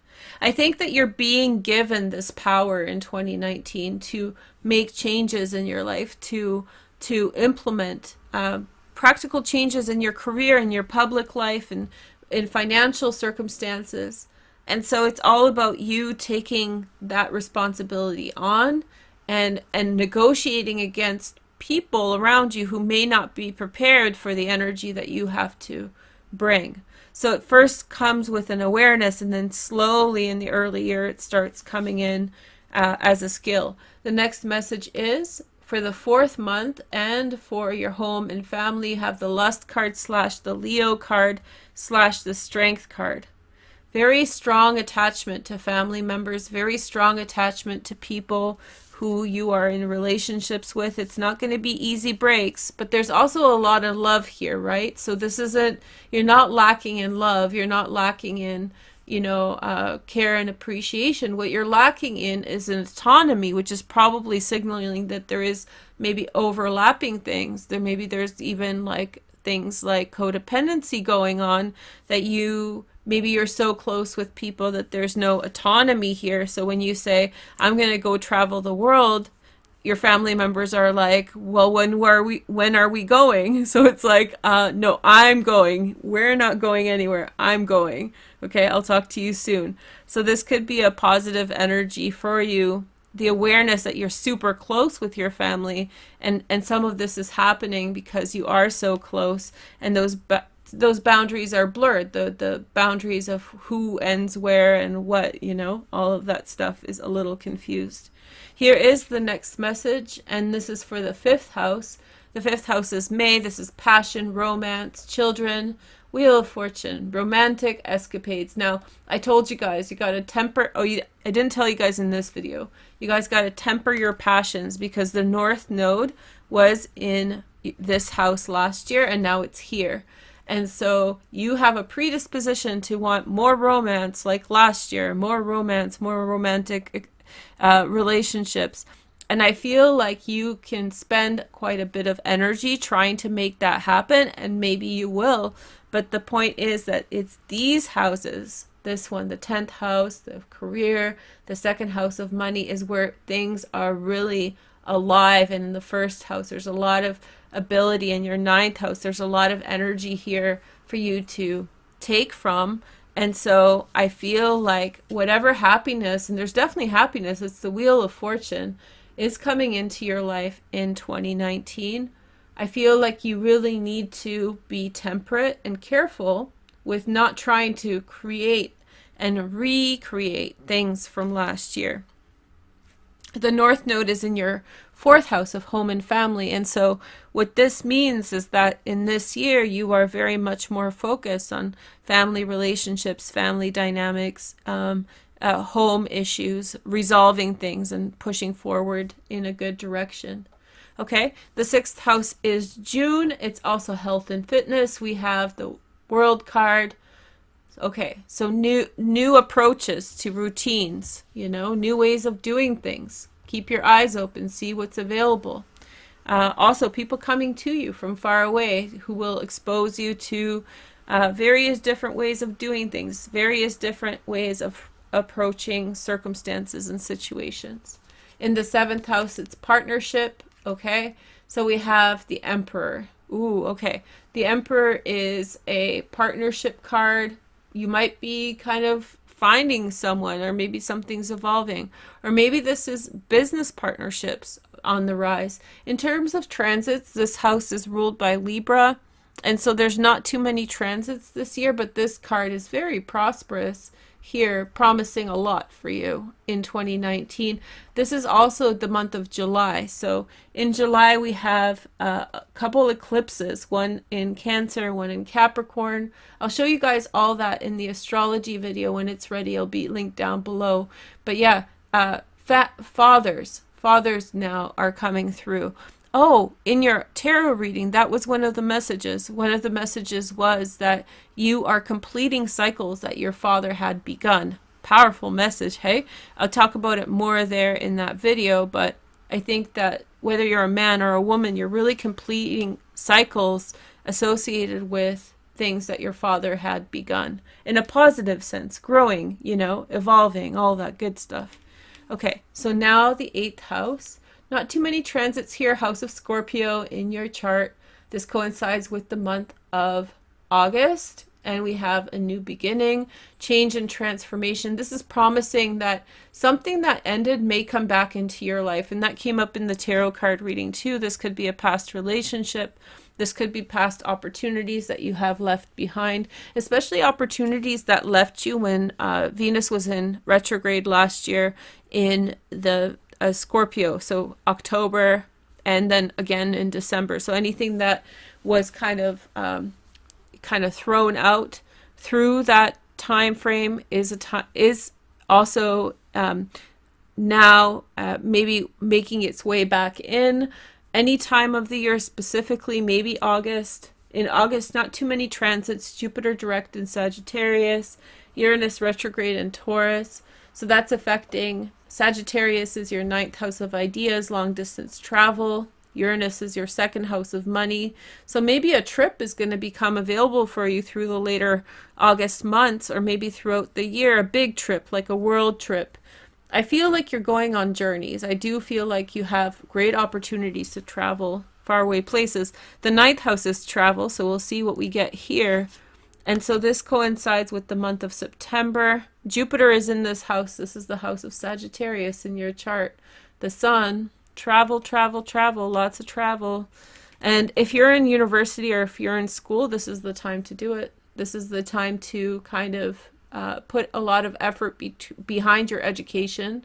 I think you'll see a lot of prosperity here. Travel is available to you now, especially things that you thought you'd never get to do. Maybe this is the time to do them. And then in the 10th house, October, this is one of the most volatile and robust areas of your life. This is the area of career. We have 3 karmic planets, or not planets, but transits in this area. So 3 very sizable changes and transformations, reshaping who you are in the world. And you have the Lovers, a relationship that steps up, which guides your way to a new path, a new direction. This could be the sign of Gemini. For some of you, you might be actually getting married. Now it's starting to look with all the, look at these cards. How prosperous are they? I'm scared to say it because there's 2 more, but like it's pretty darn the best reading I've seen for 2019. But I feel like for some of you, this is marriage, you know, and this could kind of answer the question of your tarot card reading. Why are your family members digging their heels in? Why are they causing you such a ruckus? In the 11th house, we have friendship, and this is the house of November, Tower. Changes and transformations. You have to let go of one thing to gain another. So Aquarius got this, and we're in November, and I think they're doing pretty well. They got it last year and in the 11th house, and I'm reading in November, and I think they're doing okay. So not too many transits in Aquarius, the ruler of your 11th house. And I just think that you're going to have to let go of some friendships in order to get the rest of it. Maybe those are the people that are like surrogate family members that are really giving you a hard time in 2019. Distracting you away from doing what's best for you. And in the 12th house, December, Pisces, we have the Empress. Creativity. Something within you is guiding you to this very creative state in which you are like, I'm going to do this and I'm going to do that, and so unlike you. Well, you're always creative. You're really heading off on some very distinct path. It looks like there's a fair bit of romance going on. I feel like there's a fair bit of travel. There's a fair bit of success. I do think that for you, in terms of the transits, and we'll do astrology separate, this is this second house of money, the 10th house of career and social status, travel, long distance travel, the 9th house, and your first house, personality. See, I think that, you know, that the old adage that when you change your personality, everything else follows. I think it's a little bit of that. Like, maybe you haven't changed for a while because, not because of you, Aries is pretty dynamic, but maybe because of circumstance. Maybe you had to be the same person for a while, and now you're kind of breaking away. And I think that might, don't be scared of this Tower. I think that will yield very good outcomes for you this year. Everybody that needs to go will go. It's going to be a cleaning out process, but there's going to be a lot of wonderful people in other relationships that you're involved in that are going to not allow you to feel alone. So really listen to your insight, listen to your intuition, listen to what it has to say, you know, follow that, and be patient. Okay, so here are your cards. So when you go on Vimeo and you get this reading, this is the cards that you get. This is the spread that you get. The first deck I use is the Tarot de Baleine. And so here we go. We have 8 of Rods. We have the High Priestess. And we have the Page of Pentacles. So I feel like this is the same card here. This is your general energy for 2019. And I feel like you are saying kind things to people. This is you saying kind things to people, saying to people, oh, you know, this is my heart. This is what I want. Maybe you've had some realizations with that Chiron in the first house that like, oh, you haven't been living as truthfully. Not that you're dishonest, it just haven't been living as truthfully. And now you're really coming to terms with certain things and you're sharing that information with the people around you. And I feel like there's a Virgo, Taurus, or Capricorn, or someone who wants to start a business, go in a new direction, who in some way sees the effort that's coming through you or from you, that is in some way, that person who sees the effort coming through you, from you, that is in some way, they understand that that you're sincere in what you're trying to achieve. Here is your next cards. We have the Justice card. Something to do with fairness and order has happened in your life or around you. I feel like you were holding on to relationships that were in some way taking you away from a balanced life. They were taking away from you, but you weren't willing to let them go. So the universe disconnected you. Here we have the 8 of Pentacles. I feel as though you're refining your skills in terms of your intuition. I feel like you are really trying to ground yourself in a specific skill or learning. And the next message is the 6 of Rods. There's victory there because I think you're winning people over. At the same time as you are leaving things behind, you're winning people over and they understand what you mean. They understand what your intention is and that you are sincere, that you have skills that you are bringing that are of value. And I feel like they want to support you. And it's like, you know, when you show up, when you're talking to people that you know, acquaintances, and you're like, yeah, I want to start a company, but like you're half drunk, you're smoking cigarettes, whatever, you're being gross, nobody's going to take you seriously. But if you're like, you know, well managed, well cared for, and you have passion and knowledge about the thing that you're talking about, maybe in that group of people, somebody's going to be like, oh, this person's like, you know, well put together. They're someone I want to do business with. Remember, this year is about business. I know you guys want love. I think you will get love, and we'll see that more in the Vimeo. We saw that in the spread, but I think this is business and letting go of like inappropriate attachments to people. That's the two themes that I already see. The Tower card, the Fox card, the Lilies card, and the Key. A more mature approach towards work. I think that's what's coming through.